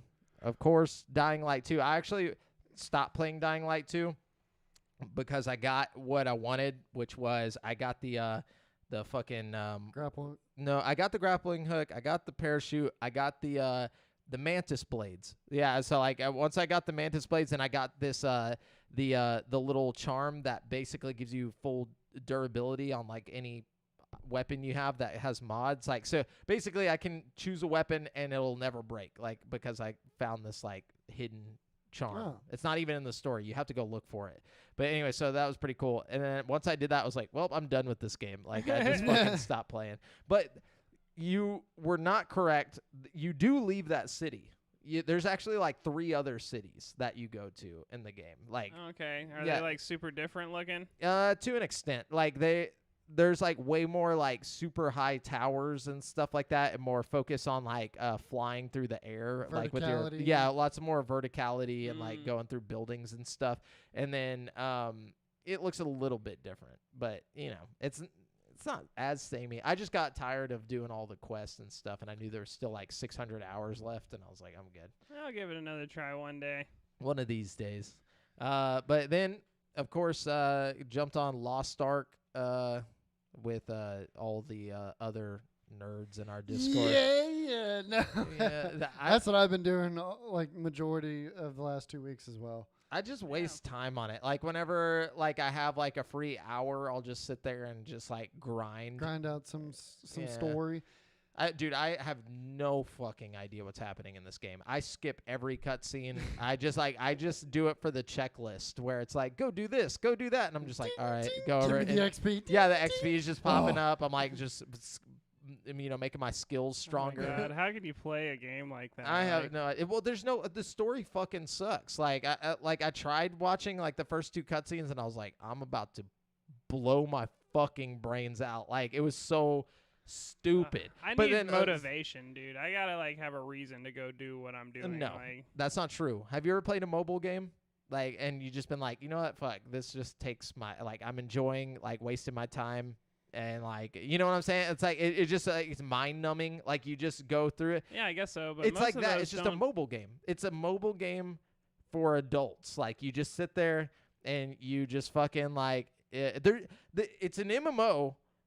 But I haven't had a single social experience in this game yet. Like, even though all of us in our Discord play the same game, not a single one of us has met up in game or done we're all anything. at different parts. Yeah, like, Well, because only one of us are in the end game. that's The not true. group- There's like 2 or 3 of us. Okay. Well, last I played, I've been out of town. Yeah, I'm like But- level 30. Yeah, But- not all of us are in the end game, but once we all get in the end game, then we can run content. We can run more content. That's together. not true. Well, you know, once we all get to the end game, everybody else is gonna already have quit and moved on to something else. That's how I see this game. It's like it's just a thing that I'm doing that I'm gonna look back on in like 10 years and be like, I played that. I don't remember why, but like I did. And then it's not bad, but it's not good. Like, I don't know why I'm playing it. Like, it's one of those, it's like I was saying, it's just like a portable, or not a portable, but like a mobile game. Like, it's like Pokemon Go or something, where you just want to keep collecting. You want to keep, like, raising your XP for no fucking reason. Well, see, you're still pretty early on, though. There's a lot more shit that opens up to do once you get further down the line. Like, the first 50, you go 50 levels, and then from there it's gear score, like other shit has done. But in that initial 50, I mean, it's still almost like the damn intro. All the way up until the first major part of the story is, like, you're, like, probably level 30-something until you hit the first major part of the story, and then it's like, go fucking explore the rest of the whole world, and you have all these different continents and shit you got to go to. And then there's you get a ship, you get a whole ass island to do stuff on, I have my to build up, and you can spend resources to build, focus on your island, or you can focus on your ship, do different shit, going from. But what are you gonna do on it? That's my question. Like, what are you gonna do? So there's stuff to get better gear, create better gear through your island, and then there's several other things that I haven't really fleshed out. I haven't done shit with the island because that's all towards the end game. I'm just trying to get to that point, but there's a lot more to it than what you initially experience from until level 40, until you actually get your ship and go out and start exploring the other continents and stuff. But my thing, my question is why though? Like, what? Say you build up all your fucking shit. Say you get all this dope ass shit. You got this. Your gear is fucking skill. Like, your level is all the way the fuck up. What are you doing? Like, I don't know. Maybe they tell you in the cutscenes. No, I'm just kidding. Basically, Minecraft. Yeah, it's like Minecraft, but less open. Like, in that way. Like, you do. That's lots of zones. Lots of like that. But I just like if the PvP is not the main point. What? Well, there's PvP I know, but it's not the main stuff. point. Like, you don't get a bunch of shit for PvP. Like, they were saying, like both of them were saying they already did PvP, and it was fun. But like, you don't get anything for winning or anything. Like, you get like very small amounts of XP. I'm at Brent level right now. That's what Super Peter says. Yeah. I don't know. Like, and this is just my critique on the MMO genre as a whole. Like, I just don't understand what I'm doing. Like, I like, give me a reason, you know what I'm saying? But like, it's like, cool, yeah, I got the highest level and the coolest gear and whatnot, but like, it just does all the same shit that everybody else's shit does, you know what I'm saying? Like, we all just press buttons, and then fucking our timer, like, on our attack goes back down, and then Is that not every game though? no. Well, no, I mean, press buttons and achieve a goal, and then we play Warzone over and over and over, and it's the same. Yeah, exact thing. but you win, and like, what you is play it against for, people. That's what I'm saying. Like, there's no winning in this game. It's like, you just No, there is winning because there's play. completion, and there's getting the highest tier raids done, and this and that. So I mean, there's maybe that's what it is. Maybe I Yeah. just haven't done a raid or something. no, and you won't. Yeah, you're not going to get to that until much further down the line. That's what I'm talking about. The end game is. That's the completion part of it. Super Reader's just not having it. Yawning. It's not a good game. All right, Brent, or Devin, y'all talk. What have y'all been playing? I mean, yeah, just Lost Ark mainly, and then we played a little bit of COD, and then I went back to Pavlov, just playing a bunch of different player created content on that. That's always fun. Today I was in like almost like a Gary's Mod type lobby. That you had this pistol that you could spawn fucking, I guess they're considered like creepypasta monsters and shit. Oh, God. That's tight. Like Slender Man? Yeah, well, no, there's this one that looks like a fucked up teddy bear that when you're looking at it, it doesn't move. When you don't look at it, it comes after you type Nice. shit. That's scary. There was also this really kind of Slender Man looking thing that was like yelling and screaming and like would like crouch down and cover its face and then just like charge at you, and you couldn't kill any of these things. So that was fun that was like okay until you kept just getting killed. But then they had a bunch of gravity gun and a bunch of other shit all in VR with like a bunch of different guns to choose from. You could spawn zombies and stuff. Pavlov has added a good bit more too in the fact that you can blow a zombie completely in half with a shotgun. Oh, man. It's like locational damage now. Wow. Nice. Yeah. That's really cool.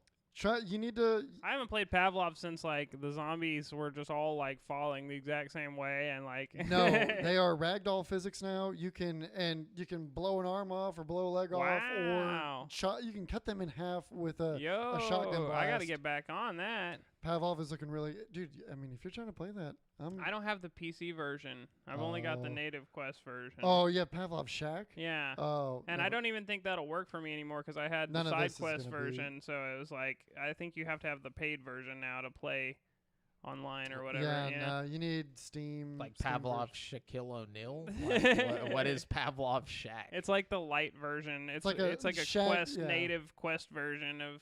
Oh, okay. Shack isn't just like a little building in Shack. Gotcha. Because it's like okay, I was like, how could Shack possibly have any relation to what? That's why I was like super confused for a second. No, Shack isn't. It's a little version of the game. Shack's just dunking on everybody in the just the Shack version. But no, dude, I mean, if it goes on sale, pick up Pavlov for Steam. For sure. The player created content is really, really good.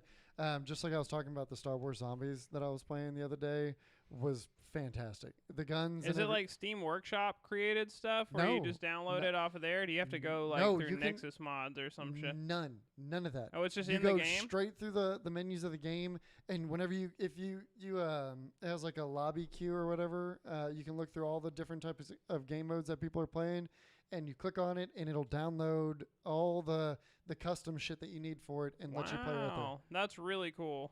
It's super super easy, and it's a lot of fun. There's a fuck ton of different types of shit that people are playing, ranging from zombies to different types of gun games to what's the detective shit that a lot of people TTP or whatever. There's a lot of that. There's even like have you ever played fucking what's the zombie survival game? Oh fuck. DayZ? Dead? No. Oh yeah. No, not Daisy either. Or yeah, it is Daisy. Anyways, it's like you get put on an island, and there's other players that can kill you if they want, and there's also zombies and shit. There's game modes like that cool. too. Yeah, there's a lot to do. Nice. So I've been messing with that. What about you, Brent? Oh man. Well, I've been getting my game on pretty hard. Let's see. I played Sifu. How did you like that? I liked it a lot. I think honestly, it's like one of the best games I've played in a long time. Like it was really, really good. Like, I like have how you they seen had any of the mods? No. Oh There's man. mods? Yes. I saw a mod of the main character that was fighting was Kung Fu Panda fighting Bert and Ernie. Oh my god! Give me that. Oh, I should have bought that on PC, dude. I like how I was watching some gameplay of it, and he was like fighting down the hallway or whatever, and I was like, "Oh, bro, that's from the fucking raid." Old Boy or no, yeah, I thought it was from the raid, and then somebody put like a side by side. Pretty sure it's from Old Boy, the movie Old Boy. Is it from Old Boy? I could be wrong. I could have swore that was from the raid. I know that the whole game kind of feels like an homage to the raid. You know what I mean? Like everything about it. You know. Oh yeah. It's so good, dude. I can't. Jet Li movie? I can't like express how good this game is. Like the graphics are phenomenal. The art direction is phenomenal. The fucking gameplay is really good. It's hard as shit, but like it is from Old Boy. It's meant to be hard as shit. You know what I mean? Like it's so good, dude. If you're a fan of like Sekiro or any of those games, it's definitely worth checking out because the combat system is very similar to Sekiro, but it's kind of got like a gameplay loop like Hades or something. It's really fun. Like if you want a challenge but you don't want to fucking play something like Elden Ring that's going to demand like a fucking year of your time, life. You know, definitely play Sifu. I feel like it's a happy medium between like pick up and play something that's like challenging to learn and master, but also doesn't like it's only like 6 levels you have to beat to like beat the game. Mm-hmm. You know what I mean? But I also just learned that there's like a secret ending you can do where you can like spare the bosses instead of killing them. And if you spare all the bosses instead of killing all the bosses, you get like some kind of secret ending or something. So, but in order to spare the bosses, like, okay, so each boss has 2 life bars, right? you break down their life bar and you beat them once, and then they switch their style and they go to a different move and you fight them again and you break their second health bar. But like usually, like Sekiro has a thing where you break their posture and you break their health. So like if you run them out of health, they just die. If you break their posture, you can execute like a special move that'll kill them. Knockout instead of kill. kill. So like, but what you want to do is get them to the point where you break their posture to do the special move by like blocking and deflecting their attacks.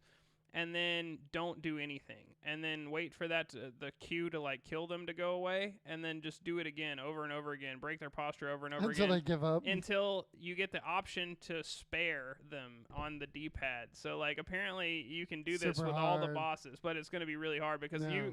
I barely scrape through each boss fight. You know what I mean? Like, and the thing is, like the early boss fights, like you can die over and over again, but every time you die, you get like Age. significantly older. So like your next boss fight is going to be way harder because you died like 15 times on the first fight, and now you're like 46. You know what I mean? Basically, you're gonna have to perfect each boss fight and some. Like, Yeah. I've already seen some people doing no damage runs. Like, it's insane. Those guys could probably do this shit no problem. Honestly, the first 2 bosses are no problem for me. Like, I've done them so many times that like I know their patterns and their movements, and like I know when they wind up like this, I gotta dodge like that, you know.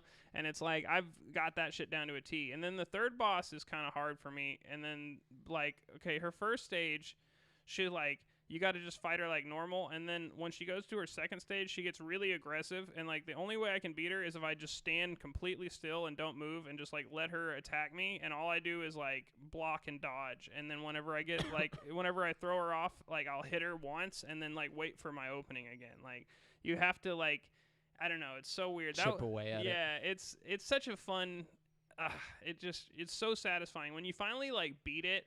It's the most fucking satisfying feeling. Like, I can't describe how much fun I had with that game. And it's one that I'll probably go back to over and over again, like Hades, you know, to try to get that best score or the next best. And there's all kinds of, like, secret shit. Like you'll be playing the first level, right? And you'll find a locked door that you just can't find a key for. And then, like, in the fourth level, you'll find, like, a key that goes back to the first level. So, like, when you go back to the first level and try to replay it for, like, a younger age, you'll be like, oh, yeah, I found the key to this locked door.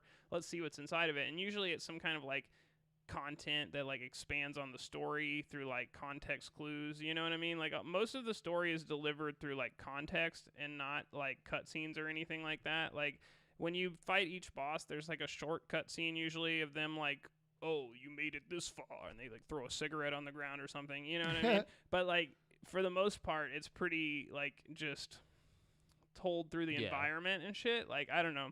Very Dark Souls. Yeah, it's really good, but it's also so bright and like colorful. I really like games that are like challenging like Dark Souls, but have like a better art style, like a more like pleasant aesthetic. You know what I mean? Not like, doom and gloom. Yeah, Dark Souls is so like feeling. You know, like it really goes the extra mile to make you feel like you're being like pressed in on from all sides. You know what I mean? Whereas like Sifu is like demanding, just as demanding as any of those games, but it's like it doesn't make you feel like gross while you're playing it. You know what I mean? It's got like this, I don't know. It really, you feel like a fucking kung fu master by the time you like beat it. And then you go back and play the first level that gave you so much trouble, or the second, you know, there's little parts that like were so hard at one point, and then you like go back and do it and you're just like icing people. It's so good. Nice. Anyways, so I played that, and then I got I played the Uncharted 4 remaster for PS5. I've never played an Uncharted game before this. Oh, really? So yeah, so I didn't really know what to expect. Nice. And Uncharted 4 is a really good game. I mean, for a game that came out in 2016, like, the graphics are fucking incredible. Like, just incredible.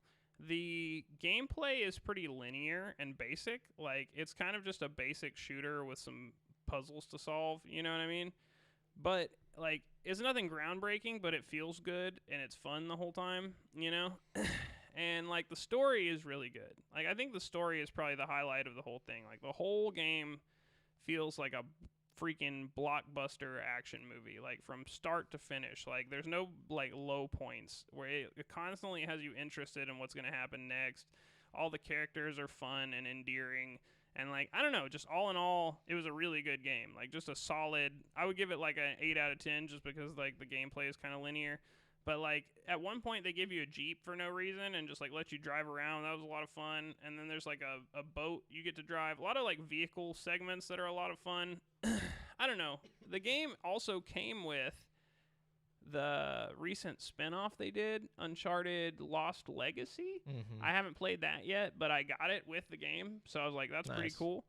Then I hooked up my computer to my to my big 4K TV that I just got just to see what some of these like Game Pass games that I play would be like in 4K. And I, had to go with Hades. So I played a little Hades in 4K, and that's just spectacular. A fucking visual feast. And then it took you this long to hook your PC up to the 4K. Yeah, well, my PC's in one side of my room, and my 4K's on the other side of the room, and like I had to just order like a 40-foot long cable and just connect it. So it was a whole thing, but I got it all hooked up now. A 40-foot long HDMI. That's my solution to this Holy problem. shit. Yes. And so then I've been playing Horizon Forbidden West. That just came out. And I'm not really deep enough into the game to like say that it's as good as the first one, you know what I mean? As far as like the story or anything. But it is beautiful. I mean, it is beautiful. It is one of the best looking video games I've ever played. Like, it is incredibly good looking. Like, you see every like detail of the light like passing through her hair and shit. Like that's one thing that this game has is like their lighting effects are incredible. Like there's no ray tracing, but like it's probably better than any ray trace game I've ever seen. Like the global illumination, the like rays of light, the actual just reflecting of the light, like everything about like the lighting effects is spectacular. And like the textures are all really good. Like graphically one of the best looking games I've ever seen for sure. Gameplay, it feels a lot like the first game so far, but I'm not very deep into it. I've only played a few hours, but I'm really enjoying it. I can't wait to go home and play more tonight. I'm going on a trip tomorrow, though, for like 3 days, which kind of bums me out. It's like I'm excited to go on the trip, but I'm not excited to like not play my game. You know what I mean? Hey, that's life, man. It is life, isn't it? It's bullshit. No, I'm just Till I get a Steam Deck. Yeah, then life is not everywhere. life. So here pretty soon, I will be getting my hands on a Steam Deck to demo. It's not going to be mine, but my neighbor, he was saying his is supposed to be coming in pretty early on the shipments. So I will keep y'all posted on that. And cool. And whenever I do find out, and he said even if y'all wanted to come down, whenever he gets it, if y'all want to come down and get hands on it. Yeah, I'd love to make like a video about it. Yeah, we could all give like a review of it. We need to I want to try the most like demanding games I can think of on it just for fun. You know, I want to try to run like Deathloop through it or like something like that I know will push it to the limits.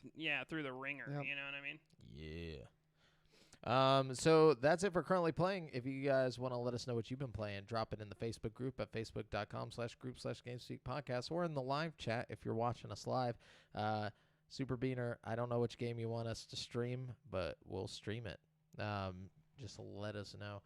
So we're jumping on over to the topic of today's show, which is video game, film, and TV adaptations that are coming soon or that are in the works right now. And basically, just kind of talk about them, what our thoughts are on it, and what we see as its potential being. So here, IGN made a list of like video game movies in 2022 and beyond. So here's what we got. First off, we already had an Uncharted drop. Okay. All right, that came February 18th. We got Sonic the Hedgehog 2 in the works right now. It's coming April 8th. That's the one with Idris. Idris Elba as Knuckles. Yeah. And the third has already been greenlit. Yeah, they already put out a fucking logo for it, and people noticed that Shadow is going to be in the third one, like just based off of the logo. So that's cool. I read earlier that the first Sonic the Hedgehog movie was the highest grossing video game movie of all time. So, beat out Detective Pikachu. Yeah, I mean, that's a big feat. So I could definitely see why they would greenlight it for a couple more, you know? Oh, yeah, especially with names like fucking Jim Carrey and Idris Elba. And who's the main guy? I mean, fucking Marsden. Marsden, yeah, he was in Westworld and shit. He's kind of a big deal. Yeah, The movie I always remember him from is The Box. Oh yeah. Yeah. But then we got the Mario movie, not the one that we have in the background on the live feed, but like the new animated one starring Chris Pratt. Chris oh Pratt. God, as Mario. And Charlie Day as Luigi. Yeah, dude, it's gonna be great. No, but I don't know how I feel about it. I don't know. I don't think it's gonna be as bad as everybody like. Oh, is I don't think assuming. it's gonna be bad. I mean, Just Seth Rogen because is Donkey Kong. I think they got it's like Pixar or somebody working on it. It's like a big name like No, it's studio. DreamWorks. Yeah, it's like one of Shrek. those guys. It's the yeah. Shrek boys. So I mean, they don't miss over there. You know. No, I mean, Not at definitely. DreamWorks. You know. Yeah. And then we got Minecraft the movie. Oh, this is gonna be shit. Is to be announced. I think that's gonna. I feel like that's gonna be like a straight to Netflix. Like here's a Minecraft like. Targeted to kids. Adventure, for yeah. sure, Yeah, too. no doubt. It'll do well with the demographic that they're going to aim that at, which will probably be the younger crowd. Yeah, no doubt, no doubt. So they put on this list Pokemon Detective Pikachu 2 as to be announced, but if you have been paying attention to GameSpeak podcast in the last year or so, you would know that this is no longer the case. IGN, get your shit straight. Really? Did yeah. they cancel it? Yeah, you don't remember we talked about this. Justice Smith, the main character, came out and said that the plans for Detective Pikachu 2 fell through. Like, it's not happening. Yeah, he straight up the last news we got about it, I think it was like last year, and he just came out and was like, yeah, I don't think it's happening. That's actually really surprising That to is, me. especially because, with how like, good it did. Yeah. I think it's because of COVID and how long it was going to take for them to get back into production. They were just like, Justice is going to be too old. Like, probably. Fuck Justice. I mean, no offense, but we can have a different character in the same world. Like, you know what I mean? Yeah. Like, Detective Pikachu can find a new fucking friend. We all do live in a Pokemon world. So then we got Borderlands, which apparently is a thing. Yes, Yeah. we have talked What? about this. This Yeah. is a thing. I am not sure how I feel about that. I think Eli Roth or somebody is involved. It in is this. Eli Roth. Yeah. So it's like a pretty. It could be good, It or could it could be Eli Roth, and it's going to be horrible. I think, honestly, what they should have done is got the people who made the Mad Max movie, like the most recent one, Yes, and the just fe- let them do it. Yeah, I'm afraid it would end up too much like the same movie, though. You know what I Yeah. mean? Like, That's true. I think Eli Roth is somebody who's probably a good person to put in charge of this movie because, you know, like, he's not afraid to be brutal with it, but also, like, he's got the humor in a lot of his movies. I feel like it could work. Or know? maybe Robert Rodriguez. Like, I feel like Robert Rodriguez would kill it, dude. I think, honestly, maybe you could team up Eli Roth and Robert Yeah, Rodriguez. there you go. You know? Because on their own, meh. Yeah. But you get Spy Kids with one of I was them, and about then to you say- get fucking Hostile with the other. I feel like Robert Rodriguez would go too far off the rails with it, and Eli Roth would get too brutal with it. But it's Yeah, like if you mix maybe like get them together. Definitely. And they're friends too, so it could work. Yeah. Then we got the Bioshock coming to Netflix. No. We From talked a the- little bit about this earlier. I Mhm. think this is going to be interesting. There's lots of good shit to work from. Yeah, it's got a Like, yeah, exactly. A huge base that they Yeah. can build from, you know. but I'm keeping neutral expectations on that. For sure. Yeah. And these are all films, by the way. We're doing movies right now, just so none of these are TV shows. All of these are going to be movies. So Yakuza is getting a movie, apparently, to be announced. Interesting. I wonder Um, what story they'll go after in the games because there's like 7 So many, fucking yeah. Yakuza games. You know what I mean? I think that could be interesting. I don't think it'll be very popular unless they do it on Netflix. You know? I think it'll probably hit with the Japanese audience. You know, yeah, the Yakuza series is more popular in other countries. True. You know what I mean? It's been getting a little bit more popular here more recently. Oh Yeah. yeah, it's a good. I mean, they're good especially games. You know. especially with them being on Game Pass. Yeah, I feel like I've been totally. hearing more people. Yeah. Then we got Mega Man is to be announced, apparently. Did they specify if that was going to be live? It was going to be live action, right? I don't know. Part of me hopes it's I gonna fe- be I think live we were, action. We were talking about that. I hope they just like make it like a fucking like Iron Man almost. You know, like just go like all out. Just make it ridiculous. You know what I mean? Like I don't know. But the thing is like, is it going to be a Japanese movie or is it going to be like an American-made movie? Like, Ah man, I don't know. you can't really do a live-action like American-made version of it without people being like, "All right, this is just fucking stealing," you know, like or appropriation. You know, like I feel our like if Dragon it's- Ball movie, which was if it's not an American one though, I feel like the effects are gonna suck. That's you know what I true. mean? Like, Yeah. Netflix is making it. Oh, Netflix is doing yeah, making Really?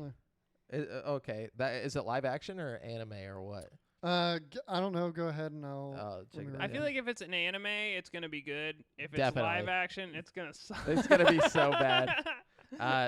They just get like fucking like what's his name to play Mega Oh Man. yeah, it's gonna be live action. Oh yeah, Is it's it? gonna be bad. Oh man. It could be cool.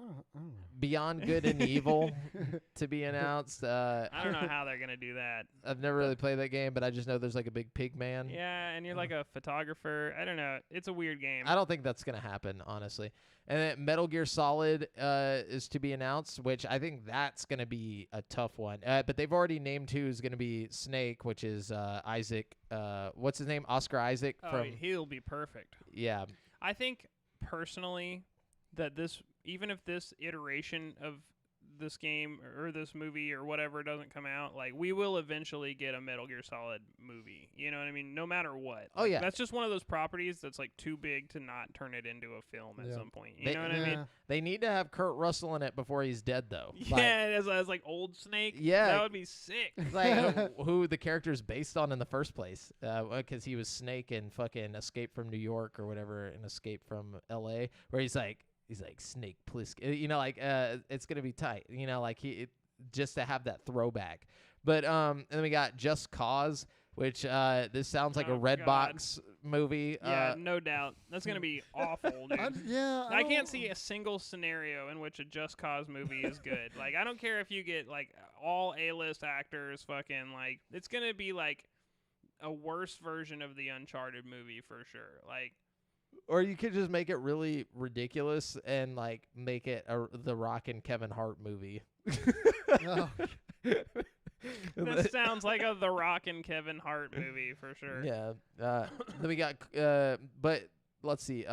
Gears of War status is unknown on this one. Call of Duty status is unknown. Half-Life film status is unknown. These are probably older and just never happened. Like the Portal movie status unknown. That would be cool. Firewatch status unknown.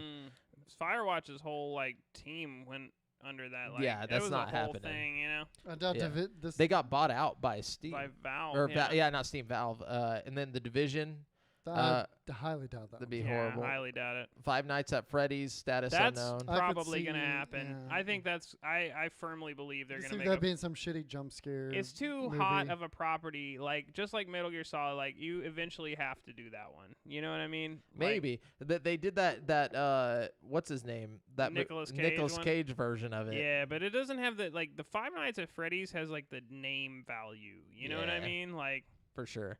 Then we got Just Dance status what unknown. the fuck? Yeah, dude. Are you gonna be like in the theater like fucking doing moves? Nah, just, like, they're gonna have like Channing Tatum come back to reprise his dance A role Magic from Mike. Step Up or whatever. Like, was it? No, he was in not Step Up. What was the other He was one? in Magic Mike, bro. No, but he was in Step Up. Like that's where he first got like famous was from like Step Up. Like What? he was like in the third one or something.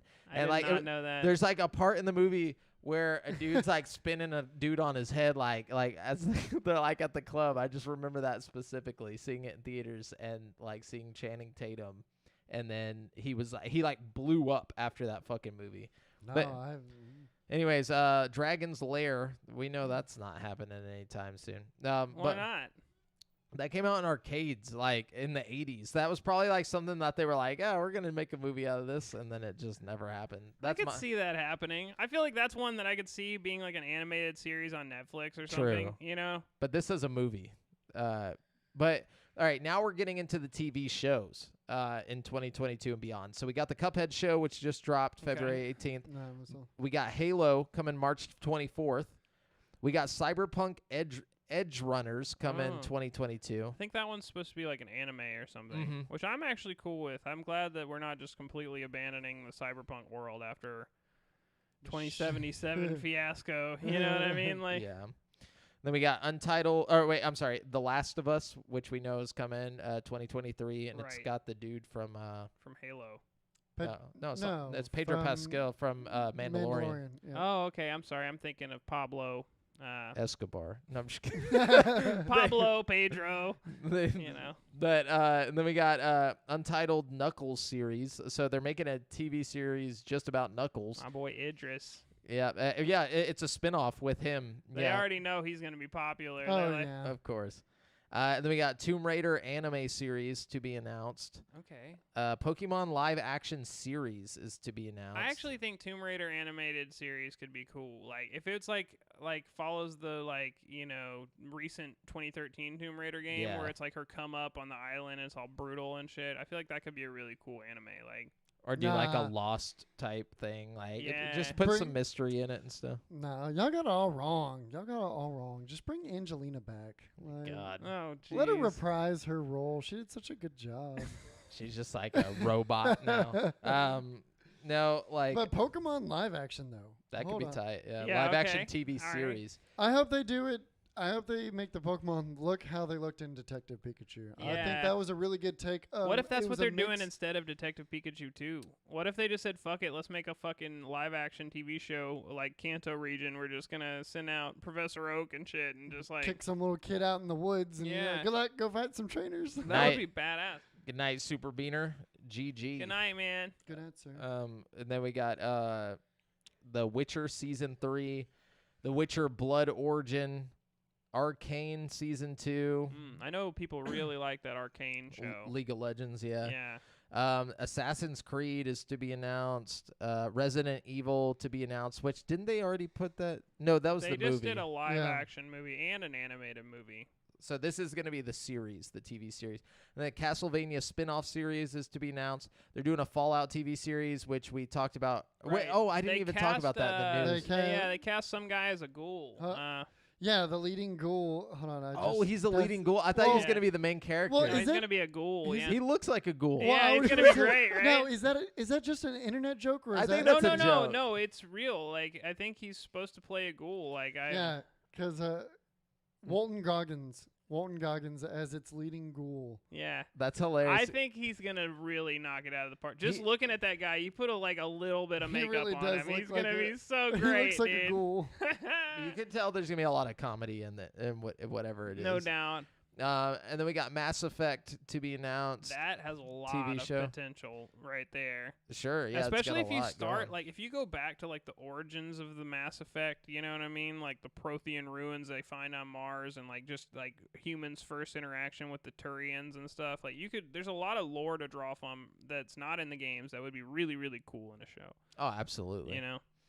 And then we got Captain Laserhawk, a Blood Dragon remix. That's gonna be dumb. But yeah. in like a good way. Like It's a Far Cry spinoff, right? yeah, it's from the Blood Dragon game, which is all like futuristic, like Cyber.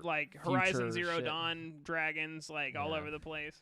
It'll be So- interesting. To touch back on the Fallout, I was just reading that article. No, his role is completely unknown at the moment, but because he looks like a ghoul, everybody is Oh, saying okay. Oh, that's he mean. should be a ghoul. Hey, that's like I was actually more guy. excited. I think he actually is supposed to be the main character though. He is the main character.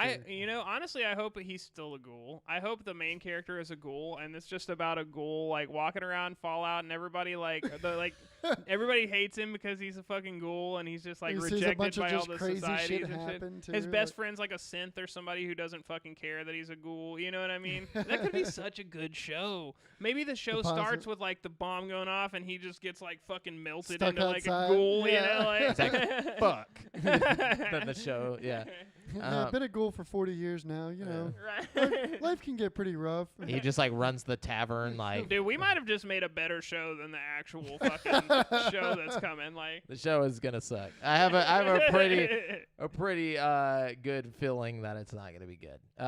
But then we got I'm just saying like, and I talked about this in the group, the Facebook group. But like, how are you gonna take this open world full of choices and all that shit, and then just narrow it down to a TV show that you just watch? You follow along a character you wouldn't think to star or be like the main character. I think you and just that'd be write your some own- random ass ghoul. Yeah, but you write your own, but the entertainment of the world is being in it and like living it. You but know see, what I'm saying? I think the entertainment of the Fallout world specifically is like seeing like dystopian versions of your favorite United States cities. You know what I mean? Like DC Sure, but or like we haven't seen that in Vegas or- movies before. before. Well, yeah, sure, but like Or like I now think today? not with the comedy that Fallout brings with it, not with like True. the humor and the like Nuka-Colas and like the monsters and stuff that are iconic, like Death Claws and shit like that. I'm keeping open expectations. I definitely am not writing it off just yet. You no, know? no. Definitely. Word. And then we got Devil May Cry to be announced. Then we got jeez. Sonic Prime. What? So Yeah, how many fucking Sonic things are we gonna have at this point? Well, they made like a Too damn bazillion many. dollars off of that first Sonic movie. They're like, all right, Sonic it is. Sonic forever. Like, yeah, it's just a lot. I think at some point we gotta stop the Sonic train. The Sonics. Mhm. And I think they know that too. I think they're just putting all this shit out in hopes that Animated series. They gotta milk it while they can, you know. yeah. Okay. So then we got Splinter Cell to be announced. Okay, probably come out around the same time as the VR game. You know what I mean? I feel like when they drop one project, they drop them all. You know what I mean? Yeah. For sure. And then the last one and with the status unknown is Brothers in Arms, which I feel like that is too old to Yeah. be brought into a TV show. Unless they put a new game out and Yep. like hype it up with the game side by side. You know what I mean? For Need- sure. Need some relevancy. Mm-hmm. Yeah. Apparently the Minecraft movie is being directed by the guy who did Nick and Steven Nora's Spiel- Infinite Playlist. So I could see. Okay. Yeah, it says apparently they're directing the Minecraft movie, which will tell the story of a teenage girl trying to save the overworld from an ender dragon. So that makes sense. I Yeah. could see that being a thing. But anyways, that's it for the topic of the show. We got a lot of movies and TV shows on the way, thanks to Netflix and things like that. So hype, you know. Yeah. Let's A Pretty lot of it exciting right around the stuff. corner too. Like Halo's coming right up, and Cuphead just came out. So And we really, I mean, I think we've seen a pretty big burst in the industry of doing video game Yeah, I movies feel like- because it was always like an avoided thing for good reason too. especially I mean, in the we past had like some 6 fuck-ups. years, like when we first started the show, like we made a list of all the video game movies. Like it was one of our first episodes, and like they were trash. I mean, you could look at the whole list, and there's like two Yeah. that were like okay. And now it's like you make a list of video game movies. There's at least 4 or 5 that are like not horrible. You know Yeah. what I mean? Like Same No. with TV shows. More Yeah. so with TV shows. With Witcher and Yeah, then like Castlevania. Castlevania. But Yeah, the Castlevania show is pretty damn it's good. got like 4 seasons now or 5 seasons. They really are showing it Yeah. some love, you know. mhm. And Arcane, I think Arcane, that yeah. a lot of people are saying that's like a 10 out of 10 show, and like a lot of people that don't even fuck with League of Legends, Yeah. the fucking game, you know. I gotta check that out. But yeah, so if you guys are excited about any of those movies or shows, let us know. We'll talk with you about it. Brent, what's the who's the people's champ? Not what's the what is What the is people's the champ? champ today? Hold up. Let me Probably see. a human. I would know, assume like, so, unless it's That's a a safe ghoul. assumption. Could be a ghoul. Could I'm be just gonna Ghouls are assume still everybody's human, a ghoul okay? at this point. Gabagool. Ghouls are humans too, just different. Wow, dude. No, they're not. No, I'm just kidding. Dang.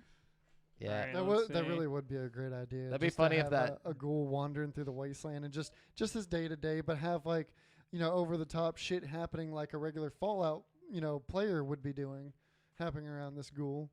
That'd be funny if that guy. Well, it wouldn't be funny, but like, what if that guy's wife just like left him because she was like, "Wow, you really do look like a ghoul." Now that What the everybody says fuck? it, and then- Damn, that's like you just putting that out in the ether, bro. Damn, that's fucked up. not that it, that'd be her loss because he's about to make that Fallout money. Yeah, he's but, probably about to be balling. but I'm just saying that would suck. Everybody's She's like, I just can't do it anymore.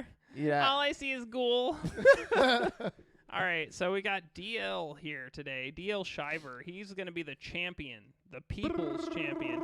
He says, what dead IP from a studio would you like to see get a new installment? Not a remake or remaster, like a completely new game. And then Han said, Earthworm Jim. And then DL said, Jack and Daxter. So, Oh wait, something that wasn't mentioned in our topic today is we're getting an Earthworm Jim series, A TV series? or it's either a series or a movie. But yeah, I didn't know that. Yeah, same. yeah, we talked about it a while back. Oh, yeah. Yeah, I don't remember. I know they were I'm making surprised I that listened. Earthworm Jim game for the fucking at home that console that Yeah. never really took off. I don't remember a show though. But yeah, TV series in development. Yeah. Oh, well, no, there you we go. talked about this probably a couple. Man, 2 months ago. IGN needs to get on their game over I there. know they had one that's already canceled on there, and then like saying that it was coming soon, and like, but Yeah, I guess dead IP though. Donkey Kong Country for me. Fuck it, like bring it back. I consider this a dead IP only because the way Sony is treating it and the way the studio is talking about it, but I think Days Gone needs a sequel bad. Like, I really do. I firmly, wholeheartedly believe it. Like, I wish it would get a sequel, but I don't think it will. I really think it's dead. It might be, but I feel like that development team will go on and do something in the same vein. Yeah, but I mean, that story had a lot more juice left in it. You know what I mean? Like, it was a really great tale. With Deacon. Yeah, basically. Yeah. What about you, Devin? Motherfucking Titanfall 3. Ain't happening. Ain't happening. I want it so bad. There's so many Never. people that want that. Should have made more money. No, I'm just kidding. It made a fuck ton Hey. of money, and then they went and spent it all on fucking Apex. What Look about at it. Mario RPG? I think we can Yeah. all agree I on agree a with fucking that. Mario No. RPG here. I agree with Mario RPG. Bunch of bullshit.